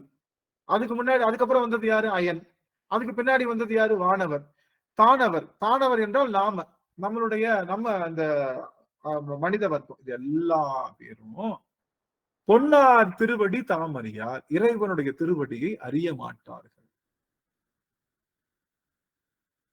இது ஏற்கனவே இந்த ஒரு செய்தி சொல்லி நிறைய நான் பக்கத்துல முடிச்சிடுறேன். என்னடா சொல்ற? நான் கேள்விப்பட்டிருக்கேன் திருமால் சக்கரை வாங்க வந்தாரு. எங்க? திருவிழி மிளையில தவம் செய்து சக்கரை வாங்கினாருன்னு சொல்றீங்க. பிரமன் பெம்மான் பிரமாபுரம் மேவிய பெம்மான் இவன் என்று. பிரம எப்பயுமே மலருடையான் கையில எப்பயுமே அரிசித்து அவனுடைய திருவுருவ சிறப்பை பார்த்து அவனுக்கு வழிபாடு செய்தார்கள்னு பிரம்மன் வழிபட்ட தலம். அங்க சிவன் காட்சி தந்து அவனுக்கு அந்த நேரம் எல்லாம் காலை காட்ட மாட்டாரா சாமி? நீ கேட்கலாம்ல. திருவடி காட்ட மாட்டானா? அவன பேயா? பேய்க்குதான் என்ன இருக்காது? கால் இருக்காது. அப்படிதானே? ஆமாவா இல்லை? நம்ம சொல்ற பேய்க்கு. ஆனா உண்மையிலேயே பேய்க்கு கால் இருக்கு. அது பேய்ன்றது ஒரு ஸ்பீசிஸ், நம்ம ஏற்கனவே சொல்லியிருக்கோம். அது உடம்பு போயிடுச்சுன்னா பேய் என்பது கிடையவே கிடையாது. இந்த ஆன்மாவுக்கு 3 சரீரம் இருக்கு. ஒண்ணு பூத சரீரம், பூத சார சரீரம், யாதனா சரீரம். 3 சரீரம் தான் ஆன்மாவுக்கு. பாக்குற மாதிரி இருக்கிற சரீரம் 3 தான் சாமி. பாக்குற மாதிரி நம்மளால ஐடென்டிஃபை பண்ணக்கூடிய சரீரம் 3 சரீரம் தான். என்ன சரீரம்னா பூத சரீரம், பூத சார சரீரம், யாதனா சரீரம். பூத சரீரம்ன்றது நம்ம உடம்பு. இது பேர் பூத சரீரம். நம்ம உடம்பு வேர்த்து ஒழுகும், எல்லாம் பண்ணும். அடிச்சா வெட்டினா துண்டா போயிடும். இது சும்மா டிஃபெக்ட் பண்ணா டிஃபெக்ட் ஆயிடும். அது மாதிரி பூத சரீரம். பூதம் அப்படின்னா விரிந்தது. எது இருந்து விரிந்தது? பஞ்சபூதங்கள்ல இருந்து இது விரிந்தது. அதனால பூத சரீரம். பூத சார சரீரம் என்பது என்னன்னா தேவர்களுக்கு இருக்கக்கூடிய உடம்பு. தேவர்களுடைய உடம்பு பூத சார சரீரம். அவர்களுக்கும் அடிச்சா வலிக்கும், வேர்க்காது, கண்ணு மேய்க்காது, உடம்பு ஸ்மெல்லு வராது, இது மாதிரி ஒரு டிசைனான உடம்பு, அந்த உடம்பு வச்சு பாடுறது என்ன சரீரம்? பூதசார சரீரம். யாருக்கு? தேவர்களுக்கு அமைந்தது. இது தப்பு பண்ணிருக்குல்ல, பாதி தண்டனைய அனுபவிக்கல. சில பேர் தப்பு பண்ணா தண்டனை கொடுத்துருவாங்க. ஒரு 3 நிமிஷம் முடிச்சிடறேன். தப்பு பண்ணா தண்டனை கொடுத்துருவாங்க. தண்டனை கொடுப்பாங்களா, அதுக்கெல்லாம் சாமி தப்பிக்க யாருக்கும் தெரியாம தப்பு பண்றோம்ல. நல்லா கவனிக்கணும். ஒரே ஒரு நிமிஷம் எல்லாம் டக் டக் டக் டக்குன்னு ஆன் பண்ணீங்கன்னா நல்லா இருக்கும். இப்போ யாருக்கும் தெரியாம செஞ்ச நல்லதுக்கு சொர்க்கத்துல இடம், பிளஸ் எல்லாருக்கும் தெரிஞ்சு செஞ்சாலும் சொர்க்கத்துல அவர் உடம்பு கொடுப்பாரு. அது பேர் பூதசார சரீரம். அது இன்பத்தை மட்டுமே அனுபவிக்கும். அடிச்சா அடிக்கும், ஆனா சாகாது. நெருப்புல போட்டாலும் சாகாது, என்ன பண்ணாலும் சாகாது. இந்த யாதனா சரீரம்னு ஒரு சரீரம் இருக்கு. அது எதுக்காகன்னா, இந்த உலகத்துல சில தப்பு பண்ணா தண்டனை வாங்குவோம்ல. இப்போ யாராவது இப்ப திருடனோடனே அம்மா பலார் நிறைஞ்சாங்கன்னா அதுக்கு என்ன முடிஞ்சிருச்சு? அந்த வினைக்கு க்ளோஸ், சாப்டர் க்ளோஸ். அம்மாவுக்கும் தெரியல, அப்பாவுக்கும் தெரியல, தெரியாம திருடிட்டு போய் தலைவர் படத்தை போய் பார்த்துட்டு வந்துட்டோம்னு வச்சுக்கோங்க, நமக்கு வேட்டை எங்க இருக்குன்னா நரகத்துல. ஏன்னா விட்ட குறை கொட்ட குறை இருக்குல்ல, அதுக்கெல்லாம் உங்களுக்கு சாமிக்கு டைம் இருக்காது. மொத்தமா உங்களுக்கு திரும்ப உங்களுக்கு இன்னொருத்தனை போட்டு உங்களை அதை சரி பண்றதுக்குலாம் நேரம் இருக்காது. அதனால என்ன பண்ணுவாங்கன்னா, இந்த பிறவியில எடுத்து வந்த வினைகளுக்கு சமமான வினைகளை செய்யாம பாதி வினை இருக்கணும். அந்த வினையை கழிக்கிறதுக்காக இன்னொரு உடம்பு கொடுப்பா. அப்படி அந்த உடம்பு தான் யாதனா சரீரம். அது எங்க போய் இருக்கும்? அது நம்மளுடைய நரகத்துல இருக்கும். போட்டு சாமி எண்ணெய் சட்டியில போட்டு வறுக்கிறது, கும்பி பாகம், கம்பம் கும்பி, நம்ம அம்பியில சொல்ற நம்ம அந்நியன் படத்தை வர எல்லா கும்பி பாகமும் அங்க வச்சு பண்ணுவார். அது என்ன ஆகும்னா, வெட்டுனா திரும்ப சரியாயிடும். வெட்டுனா வெட்டியா விடும், ரத்தம் ஒழுங்கும். கொஞ்ச நேரத்தை என்ன பண்ணும்? சாமி படத்துல காட்டுற மாதிரி ஜல்லுன்னு திரும்ப ஒட்டிக்கும். உங்களை வச்சு நல்லா விறகா எரிப்பாங்க, வலிக்கும், ஆன்மாவுக்கு வலிக்கும், மெல்ட் ஆகும். திரும்ப கொஞ்ச நேரத்துக்கு எடுத்து திரும்ப நார்மலா மாறிடும். அப்படி வச்சு செய்யற இடம் தான் யாதனா சரீரம். இந்த 3 சரீரம் தான் இந்த ஆன்மாவுக்கு. 3 சரீரம் தான். வேற எந்த சரீரமும் இந்த ஆன்மாவுக்கு எப்பொழுதும் கொடுக்கப்படாது. இந்த ஆன்மாவுக்கு இந்த பேயி பிசாசு. அப்ப சஷ்டி கவசத்துல சொல்றாங்களே, பெண்களை தொடரும் பிரம்மராசகரம், அடியனை கண்டால் அலைந்து குலைந்து மாட்டார் வஞ்சகர் சொல்றாங்கல்ல. அது நம்ம அடுத்த அமர்வுல பார்க்கலாம். அந்த 3 அவங்க யாரு, அந்த பிரம்மராஷ்டிரர்கள் யாரு, அவங்க எல்லாம் அப்புறம் பார்க்கணும். இந்த நாகமாயை என்பது என்ன அப்படிங்கிறத நம்ம பார்க்க போறோம். இந்த நாகமாயை நீக்குவதனாலே நாம என்ன பண்ண போறோம்? இந்த நாகமாயை நீக்குவதனால இந்த பாடல் முடியும் போது நமக்கு ஒரு நாகமாயை நீங்குகின்றது அப்படின்னு சொல்லி, இந்த முன்னாய மாலையனும், மாலுக்கும் அயனுக்கும் என்ன இருக்கு? உருவம் உண்டு. அதனால அவர்களுக்கு என்ன பண்ணலாம்? நீங்க அபிஷேகங்களா செய்யலாம், அலங்கார பிரியர்களா செய்யலாம், அவங்களுக்கு காசு மாலை போடலாம், ஒட்டியான போடலாம், மூக்குத்தி போடலாம், இது பண்ணலாம், இதெல்லாம் பண்ணலாம். இன்னும் ஒரு செய்தியோடு நான் நிறைய, ஏன்னா இந்த சமூக சிந்தனையும் சாட வேண்டிய பொறுப்பு எனக்குள்ள இருக்கிறனால அதை சொல்லிட்டு போறேன். நின்றுட்டு இருக்கிற விக்கிரகத்துக்கு நின்ன மாதிரிதான் அலங்காரம் செய்யணும். ஆகம விதி. ஒரு சாமி நிக்கிறார், நின்ற குளத்துல இருக்கார், அவருக்கு நிக்கிற மாதிரிதான் அலங்காரம் செய்யணும். இந்த எக்ஸ்ட்ரா ஃபிட்டிங் கை காலு உக்காந்த மாதிரி, அப்புறக்கான காலை தூக்குன மாதிரி, பைக் ஓட்டுற மாதிரி, அந்த மாதிரிலாம் அலங்காரம் அவன் என்ன, ஆணுக்கு ஆண் அலங்காரம் தான், பெண் அலங்காரம் செய்யக்கூடாது. ஆனா இவருக்கு மட்டும், யாருக்கு? திருமாலுக்கு மட்டும் மோகினி அலங்காரம், அது ஒண்ணு மட்டும் அலவுடு. ஏன்னா அவர் மோகினியா இருந்திருக்கனால அலவுடு. பெண்ணுக்கு பெண் அலங்காரம், ஆணுக்கு ஆண் அலங்காரம். செய்கின்ற ஒரே இடம், நல்லா கவனிக்கணும். பெண்ணுக்கு பெண் அலங்காரம், ஆணுக்கு ஆண் அலங்காரம். செய்கின்ற ஒரே இடம் நம்ம மதுரை சொக்கநாதர் தான். மதுரை சொக்கநாதருக்கு எங்க போனாலும் அந்த குருவால், அரசருக்குரிய குருவால். என்னைக்கும் சொக்கநாதருக்கு என்ன மாதிரி பண்ண மாட்டாங்க. ஒரு நாள் கூட சொக்கநாதரை பெண்ணா அலங்காரம் செய்யறது, வேற மாதிரி அலங்காரம் செய்யறதமா பண்ணவே மாட்டாங்க. ஆகமும் கரெக்டா போகும். நீங்க பாத்தீங்கன்னா வேற மாதிரி காலை வேற மாதிரி வைக்கிறது, இந்த அங்கம் வெட்டிய லீலைக்கு மட்டும்தான் கை வைப்பாங்க. அங்கம் வெட்டிய லீலை, பிட்டுக்கு மண் சுமந்தது, இதுக்கெல்லாம் எக்ஸ்ட்ரா ஃபிட்டிங் வேணும். ஏன்னா மண் சுமக்கிற மாதிரி வேணும், அங்கம் வெட்டுற மாதிரி. இது ஒண்ணுதான் எக்ஸ்ட்ரா ஃபிட்டிங், மத்த எங்கேயும் எக்ஸ்ட்ரா ஃபிட்டிங் இருக்கு. அவ அப்படியே தான் இருக்கும். நீங்க பாத்தீங்கன்னா இங்க இருக்கிற சாமி காலை மேல தூக்குற மாதிரி, பாடியில இருந்து குதிக்கிற மாதிரி, இந்த மாதிரிலாம் அலங்காரம். இப்ப அலங்காரம் பாத்தீங்கன்னா சாமி எப்படி அலங்காரம், அந்த மாதிரிலாம் பண்ண கூடாது. உருவமாக இருந்தாலும் ஆகம விதிப்படி நின்றவனுக்கு நின்ற திருக்கோலம் தான், அமர்ந்தவனுக்கு அமர்ந்த திருக்கோலம் தான். இவனுக்கு இதுதான், இப்படிதான், எக்ஸ்ட்ரா ஃபிட்டிங் இல்லாம வருகின்ற அலங்காரம் தான் சொல்லப்பட்டிருக்கு. அதையும் சொல்லிட்டு, இப்போ இந்த முன்னாய மாலையனும் வானவரும் இவங்களாலையும் பெருமானுடைய திருவடியை பார்க்க முடியல. ஆனா நிறைய இடத்துல சிவபெருமான் வந்து காட்சி கொடுத்திருக்காரு. யாருக்கு பிடிக்கிறோம்? நிறைய இடத்துல சிவபெருமான் காட்சி கொடுத்திருக்காரு. என்ன காட்சி கொடுத்திருக்காரு அப்படின்னா திருமாலுக்கு காட்சி கொடுத்திருக்காரு. இது திருவிழிமலையில சக்கரம் கொடுத்திருக்காரு. பிரம்மனுக்கு காட்சி கொடுத்திருக்காரு, பிரம்ம பதவி கொடுத்திருக்காரு. அக்னிக்கு காட்சி கொடுத்திருக்காரு. எல்லா சுவாமிகளுக்கும் பெருமான் காட்சி கொடுத்தாரு. அப்ப அவங்க திருவடியை பார்க்கலன்னு சொல்றாங்களே, அவர்கள் திருவடி பார்த்தானே இருக்காங்க. மூவர்கள் எல்லாரும் 30 தேவர்களுக்கும் சிவபெருமான் அருள் காட்சி கொடுத்திருக்காருல்ல. அவன் திருவடி பார்க்க தானே செஞ்சிருக்காங்க. அவனை சிவபெருமான் அறிந்துதானே இருக்காங்க. அவனை நேருக்கு நேரா பிரத்யட்சம் பார்த்தும் அவங்களை அறியாதவர்கள்னு சொல்லி ஏன் சொல்றோம் அப்படின்றத அடியார்கள் ஞாபகப்படுத்துங்க. 35க்கு தான், நம்ம 6:05க்கு தான் ஆரம்பிச்சோம். அதனால எனக்கு இன்னும் 2 நிமிஷம் டைம் இருக்கு. அதனால நான் இன்னும் 2 நிமிஷம் மட்டும் நான் பேசிக்கிறேன். சரியா? இன்னும் 2 நிமிஷம். ஒரு செய்தி, முக்கியமான செய்தி, ரொம்ப முக்கியமான செய்தி. நம்ம ஏற்கனவே சொன்னோம், சூரியனுடைய சன்னதியிலே சூரியகாந்த கல்லு தானே ஒளி பெற்று தன் ஒளியினாலே சூழ் பஞ்சை எரிக்கின்றது. அந்த பாட்டை போட்டுருங்க ஐயா. நம்மளுடைய அந்த திருமூலர் திருமந்திர பாடலாம் அடியார்கள் நம்மளுடைய குடும்பத்துல போட்டுருங்க. அந்த பாடல் பாத்தீங்கன்னா அந்த மாதிரி எரிச்சிரும் குருநாதர் சன்னதி. அதனால சூரியன் என்பது எப்படி சூரியகாந்த கல்லில் இருக்கக்கூடிய உள்ளொளி பெருக்கி அந்த சூழ் பஞ்சை எரிக்குதோ, அது போல ஆரியன் என்ற குருநாதர். ஆரியன்னா யார் தெரியுமா? ஆரியன்னா குருநாதர்.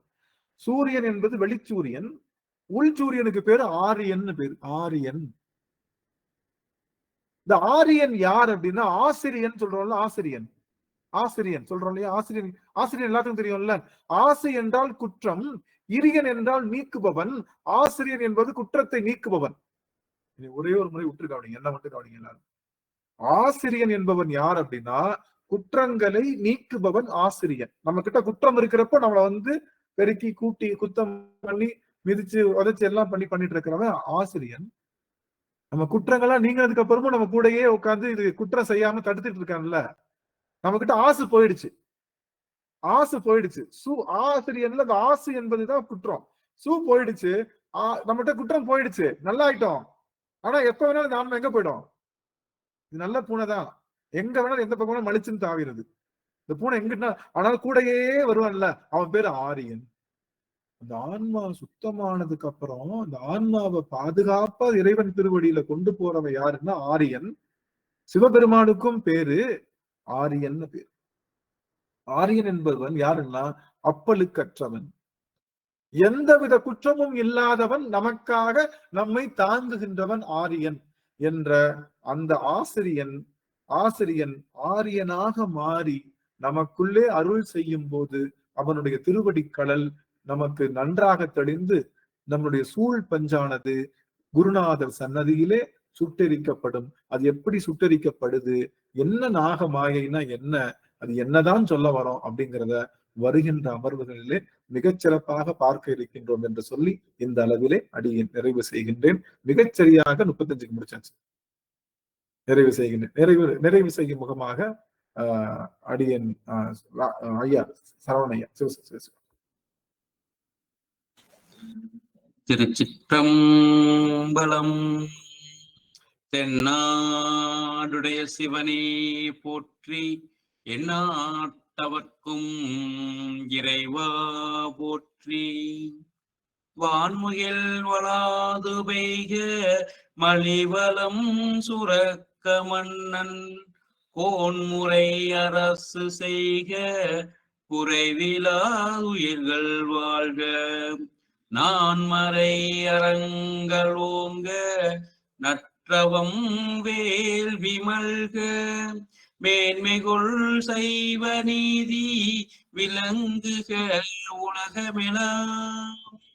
மேன்மைகொள் சைவ நீதி விளங்குக உலகமெலாம். திருச்சிற்றம்பலம், தில்லையம்பலம், பொன்னம்பலம். குருவாழ்க, குருவே துணை. அனைத்து அடியார் பெருமக்களின் திருவடிகளையும் மலரிட்டு மனமை மொழிகளால் வணங்குகிறேன். சிவ சொக்கநாதா, ரொம்ப மகிழ்ச்சி சாமி. 10 நிமிடங்கள் தான் வாய்ப்பு அடியார்களுக்கு. அதுக்கு மேல மிகையான அந்த அனுபவங்கள் சொல்லக்கூடாது. தாங்கள் பெற்ற அனுபவங்களை மின்னல் மாதிரி பிளாஷ் பிளாஷ் பிளாஷ் பிளாஷ் அப்படி சொல்லி முடிச்சிடலாம். அடியார்கள் எவரேனும் அனுபவம் சொல்ல விருப்பமாகில் அவர்கள் கரம் உயர்த்தலாம். கலாவதி அம்மா அவர்கள். ஒரே ஒரே ஒரு கருத்துங்க ஐயா. இறைவனை அறிய மாயை வேணும், ஆனா இறைவனை அடையறதுக்கு மாயையை விடணும். நீங்க பொட்டில் ஆமா பொறியில அடிச்ச மாதிரி இருந்தது. கரெக்டான விளக்கங்க ஐயா. சிவாய சிறப்பு. மகிழ்ச்சி மகிழ்ச்சி சாமி, மகிழ்ச்சி மகிழ்ச்சி. அதுக்குதான் உதாரணம் சொன்னீங்க, தாமரை பூ சொன்னீங்க இல்லையா? உண்மையா தாமரை பூ எதுன்னா அது உள்ள இருக்கிற விதை இருந்தாதான் ஒரு துணை, சேற்று ஒரு துணை தேவை. அந்த மாதிரி நம்ம ஆன்மா உயிர் பெறனா ஒரு குருநாதருடைய துணை தேவைங்க. நல்ல சிறப்பு. சிவாயன். சொக்கநாதன். மகிழ்ச்சி மகிழ்ச்சி. அம்மா சுதாம்மா ஏதோ சொன்னான்னு நினைக்கிறேன். யாரு மீட் பண்ண, யாராவது ஹேண்ட் ரைஸ் பண்ணலாம் நீங்க ஏதாவது சொல்லணும்னா. சொல்லலாம் சுவாமி, அடியார்கள் பேசலாம். சொல்லலாமா சுவாமி? அதாவது திருப்பூவல்லி என்பது மாயாசக்தியை நீக்குவதுதான் திருப்பூவல்லி. அதுல சில சக்திகள் இருக்கு. மாயாசக்தின்றது பரக்கிரக சக்தி, மாயாசக்தின்றத வெளிப்படுத்துவது. சாதான்மிய சக்தி சிற்சக்தி என்பது உள்ள இருந்து வெளிப்படாது. சிவபெருமான் தான் சக்தியாக வெளிப்படுவது ஆன்மாக்களுக்கு. அதுல ஒரு பகுதி தான் நமக்கு கொடுத்திருக்காங்க. அது 4 உடல் உண்டு. புழு முதல் அமீபா வரை 4 உடல் உண்டு. ஆன்மாவுக்கு முதல் வினை எதுன்னா தன்னை அறியாமல் இருளை பற்றுவதுதான் முதல் வினைய செஞ்சிருக்கிறது. அப்ப இது எல்லா ஆன்மாவுக்கும் உண்மையானது, இது பொருத்தம். இது எல்லா ஆன்மாவும் இருளை தான் பற்றி விட்டது. அதை நமக்கு கருணை கூர்ந்து இருளை அகற்ற உடல் கொடுக்கிறான் இத. அப்ப அந்த ஆன்மா இருளை பற்றியவுடன் எதுவுமே தெரியாத இருக்கிறத ஒவ்வொரு ஆன்மாவும் அவரவர் வினைக்கு தகுந்த மாதிரி இருளிலிருந்து வித்தியாசப்படும். அது ஒரு தடவை ஆன்மா உடல் எடுத்தா மீண்டும் பழைய நிலைக்கு போகாது. இது தவத்தினால் சிவத்தை வழிபாடு செய்தால் திருநீரும் அடியாரும் திருவாசகம் நமக்கு கிடைத்துள்ளது. இதுதான் உண்மை. மரத்தினால் செய்யப்பட்ட பெட்டி போல் நம் உடம்பு மாயையால் செய்யப்பட்டுள்ளது. அது 3 மாயை உள்ளது. அது 24 தத்துவம் உள்ளது. கண், காது இது மாதிரி உடனே அது உடனே கெட்டு போகும். அந்த தக்காளி இதெல்லாம் உதாரணம் சொன்னீங்க, பலாப்பழம், வாழைப்பழம் அதெல்லாம். அப்ப காலம், நியதி இதெல்லாம் வித்யா தத்துவம். மனம், புத்தி, அகங்காரம் இதெல்லாம் ஒரே நேரத்தில் இயங்குவது. அத ஒரு சொல்லை கேட்டு உள்வாங்கி திருப்பி செய்வது போல. இது போல சிவனும் தன்னுடைய சங்கல்பத்தால் இயக்குகிறான். அவன் இதெல்லாம் சங்கல்பம்னு பேரு. இத சங்கல்பத்தால் தான் இயக்குகிறான். இறைவன் கருணை என்ற அருள் சக்தி என்ற உடம்பை இயக்கி நமக்கு அருள் செய்கிறான். கருணை என்பது பராசக்தி. சக்தியை வைத்துதான் நமக்கு இயக்குகிறான். அப்படியே அசையாமல் இருப்பது இருந்தா சிவம். அசையும் சக்தி தான் பராசக்தி அப்படிங்கிறது சொன்னீங்க. ஆடுகின்ற திருக்கூத்தை அவன் செய்யவில்லை, சிவகாமி என்ற அன்னை செய்கிறாள் சக்தியா என்று. அவ 5 தொழில் செய்தாலும் அதற்கு யார் மூல காரணம் என்றான சிவன் தான். அப்ப ஒரு உதாரணம் சொன்னீங்க, வீடு கட்டினது யாரு, கொத்தனாரு அப்படின்னு சொல்லாம வீடு கட்டுறது நம்ம அப்பா கட்டணும், நம்ம கட்டணும் அப்படிங்கிறது போல அதுக்கு மூல காரணம் யாரு அப்படின்னா சிவன் தான் எல்லாத்துக்கும் அப்படின்னு. அந்த வேதம் நாம் மறை, ஆகம் நாம் முறை அப்படின்னு சொன்னீங்க. ரெண்டுத்துக்கும் என்னன்னா அந்த வேதம் என்றது மறையை மட்டும்தான் சொல்லுது. அது என்னன்னா பெருமாள்ல இருந்து எல்லாமே இருக்குது. அது முதல் கருத்து அப்படின்ற மாதிரி வைத்து சொல்லு. விதையை சொல்லாமல் அப்படின்னு. அதுக்கு உதாரணமா பூமியில் மரம் வளர்ந்தது என்பது சரியல்ல. அது சரி கிடையாது. அது எதை சொல்லுதுன்னா அந்த பூமியில விதை விழுந்து மண் சேர்ந்து முளைத்தது. இதற்கு மூல காரணம் அதுதான். அத மாதிரிதான் தாமரை கிழங்க சொல்லாம தாமரையிலிருந்து சேற்றிலிருந்து வந்தது அப்படின்னு சொல்றது திருமறை. இது வேதமறை. இது திருமறை வேதமறை என்பது. வித்தை மறைத்து வேதத்தை சொல்வது பெருமாளிடம் வந்தது மறை என்று சொல்லி வித்துக்குட்பட்ட இறைவனை நாம் மறைத்திருப்பது திருமறை. அது அப்ப அனைத்தும் சிவன் என்ற வித்தில் இருந்து வந்தது என்று இருப்பது திருமுறை.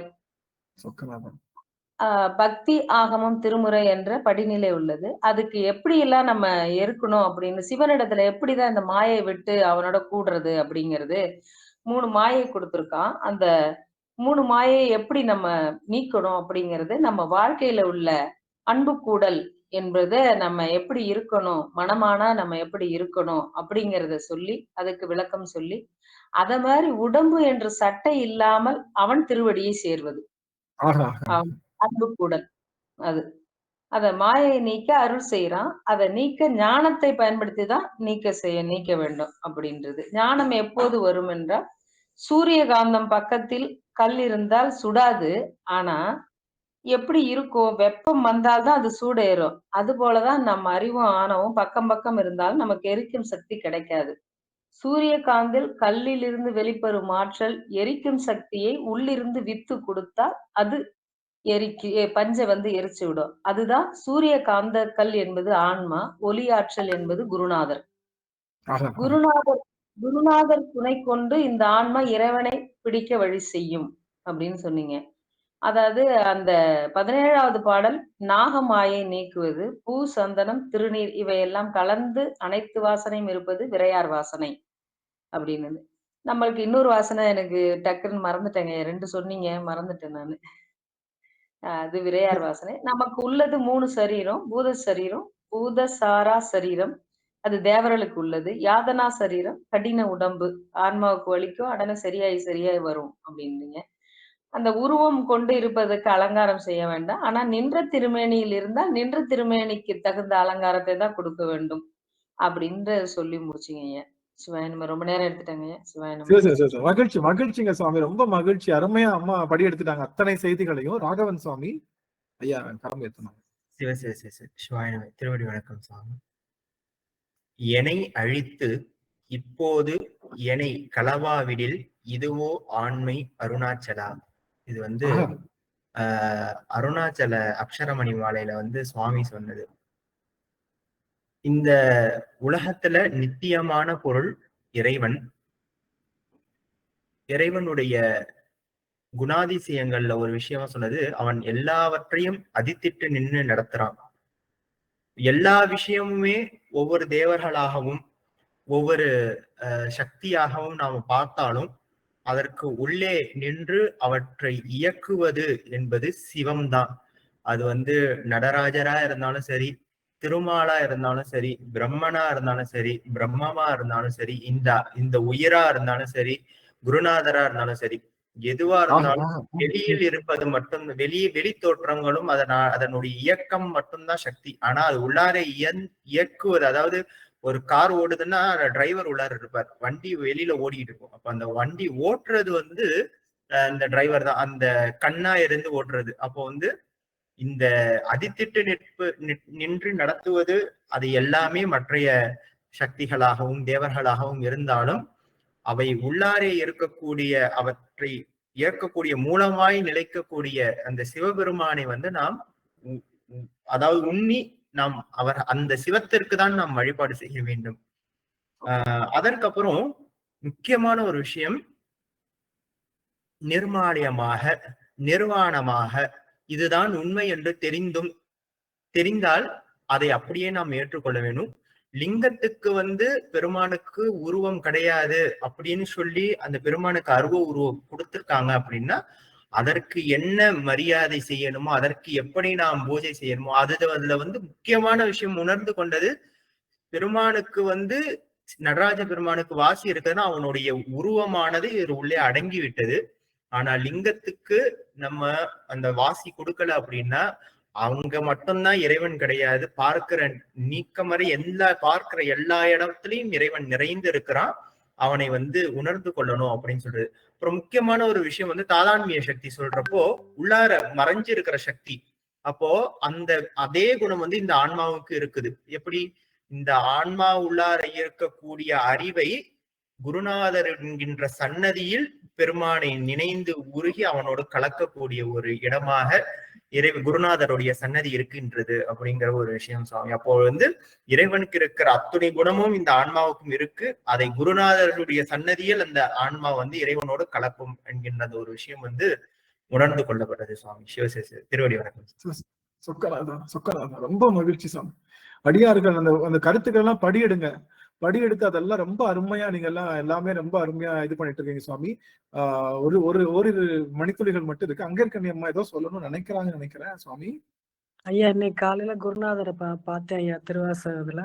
அவங்க இன்னைக்கு எனக்கு ஒரே ஒரு பாடல் நீங்க படிச்சுக்கணும்னு சொல்லி சொன்னாங்க. அது என்னன்னு கேட்டீங்கன்னா, இன்றன கருளே இருள் கடிந்துள்ளத்து எழுகின்ற ஞாயிறை போன்று நின்றனின் தன்மை நினைப்பற நினைந்தேன் நீயலால் பிரிது மற்றின்மை சென்று சென்று அணுவாய் தேர்ந்து தேர்ந்து ஒன்றாம் திருப்பெருந்துறை உரை சிவனே ஒன்றும் நீ அன்றி ஒன்றில்லை யார் உன்னை அறியகிற்பாரே. இது ரொம்ப நீங்க அதை திருப்பி திருப்பி படிங்கம்மா. அந்த இதனுடைய அர்த்தம் உங்களுக்கு என்னைக்காவது அப்படி வர வர வர வர புரிய ஆரம்பிக்கும்னு சொன்னாங்க. இன்னைக்கு நீங்க சொன்ன கருத்தெல்லாம் நான் ஒத்து பார்க்கும்போது எனக்கு அதுதான் இறைவன் இன்னைக்கு கொடுத்திருக்காரு. ஞாயிறு வந்துருச்சு, சூரியன் வந்துருச்சு, அதுல குருநாதர் வந்துட்டாரு, ஆரியன் வந்துட்டாரு, எல்லாமே நம்ம சொன்ன கருத்து எல்லாமே அவங்க சொன்ன அதே நீங்க நிறைய அதை விளக்கமா நீங்க இன்னைக்கு சொன்னீங்க. அவங்க பாடல் கொடுத்தாங்க காலையில, நீங்க இன்னைக்கு அதுக்கு ரொம்ப விளக்கம் கொடுத்திருக்க மாதிரி இருக்கு. எனக்கு படியெடுத்து சொல்ல தெரியல. ஆனா இது உள்ளுக்குள்ள அந்த உணர்வு சந்நிதிங்கிறது நம்ம குருநாதருக்கும் நம்ம ஆன்மாக்கும் நடுவுல அது போய் எப்படி கலக்க போகுது, அதுதான் அது நல்லா புரிஞ்சுது ஐயா இன்னைக்கு. ரொம்ப மகிழ்ச்சி சுவாமி. பாடல் திருவாசகத்தினுடைய ஹிருதயம் அப்படின்னு சொல்லுவாங்க சுவாமி. பாடல் திருவாசகத்தினுடைய ஹிருதய பகுதி அப்படின்னு சொல்லுவாங்க சுவாமி. அது அதாவது நேரா பிசிக்கலா மட்டும் அந்த பாடல் நடுவுல இல்ல, அதற்குள்ள கருத்துகளும் ரொம்ப உயர்ந்த கருத்துகளா இருக்கிறதுனால அவ்வளவு உயர்ந்த அந்த பகுதி அப்படின்னு அந்த இன்றன கருள் இருள் கடிந்து உள்ளத்தை எழுகின்ற அந்த பாடல் அந்த மாதிரி சொல்லுவாங்க. குருநாதர் சொன்ன வார்த்தை சுவாமி. அந்த பாட்டு கேட்கல. நல்லதுங்க சுவாமி, ரொம்ப மகிழ்ச்சி. காலம் கருதி அடியன் நிறைவு செய்கின்றேன். உங்களுக்கு எல்லாருக்கும் அடியன் கேட்டு ஐயா ஒரே ஒரு கோயில் திருப்பதிகத்துல 7வது பாடல் அது. 7வது பாடல். நல்லதுங்க சுவாமி, நல்லது, ரொம்ப மகிழ்ச்சி. அடியார்கள் இப்போ குரல் பதிவு எல்லாம் ரொம்ப குறைவா இருக்கு. அடியார்கள் குரல் பதிவு கொடுக்கணும், கன்ஃபார்மா கொடுக்கணும். கொடுத்தாதான் நீங்க உங்களுடைய புரிதலும் சரி மத்தவங்களுக்கும் அது உணர்வா இருக்கும்.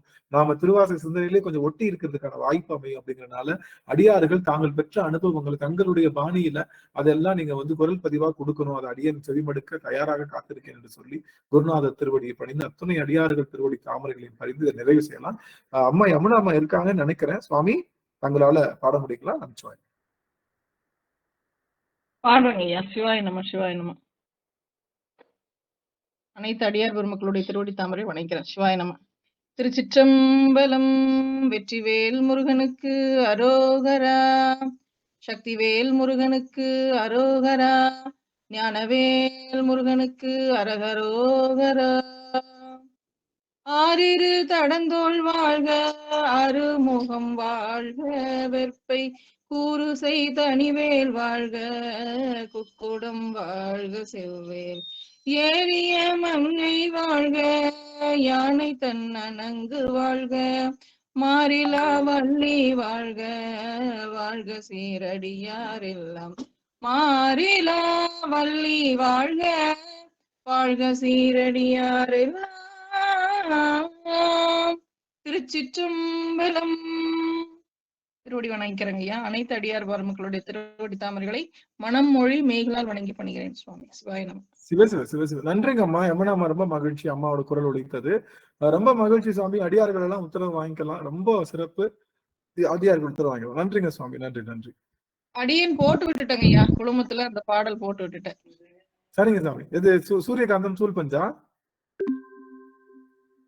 இல்லைங்க, இன்றன கருளி புவனேஸ்வரி அம்மா கேட்டாங்க, அதனால அதை போட்டு.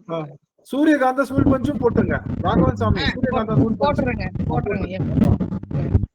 அந்த பாடத்தை திரும்ப பண்ணீங்க. ரொம்ப அருமையான குரு சந்ததி தெரியும். ரொம்ப மகிழ்ச்சி. புவனேஸ்வரி அம்மா. சுவாமி எதுவும் சொல்ல வரையான இறையும் சுவாமி. இந்த பாடல் எங்க பண்டத்துல கையில ஐயா ஒருத்தர் ஆறுமுகம் ஐயா இருந்தாங்க.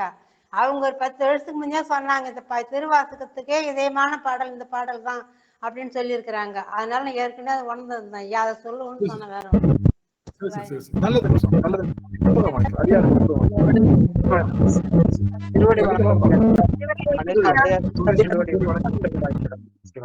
நடராஜன் சுவாமி திருவடி வணங்குகிறேன் சுவாமி. பிரேமாம்பா திருவடி வணங்குகிறேன்.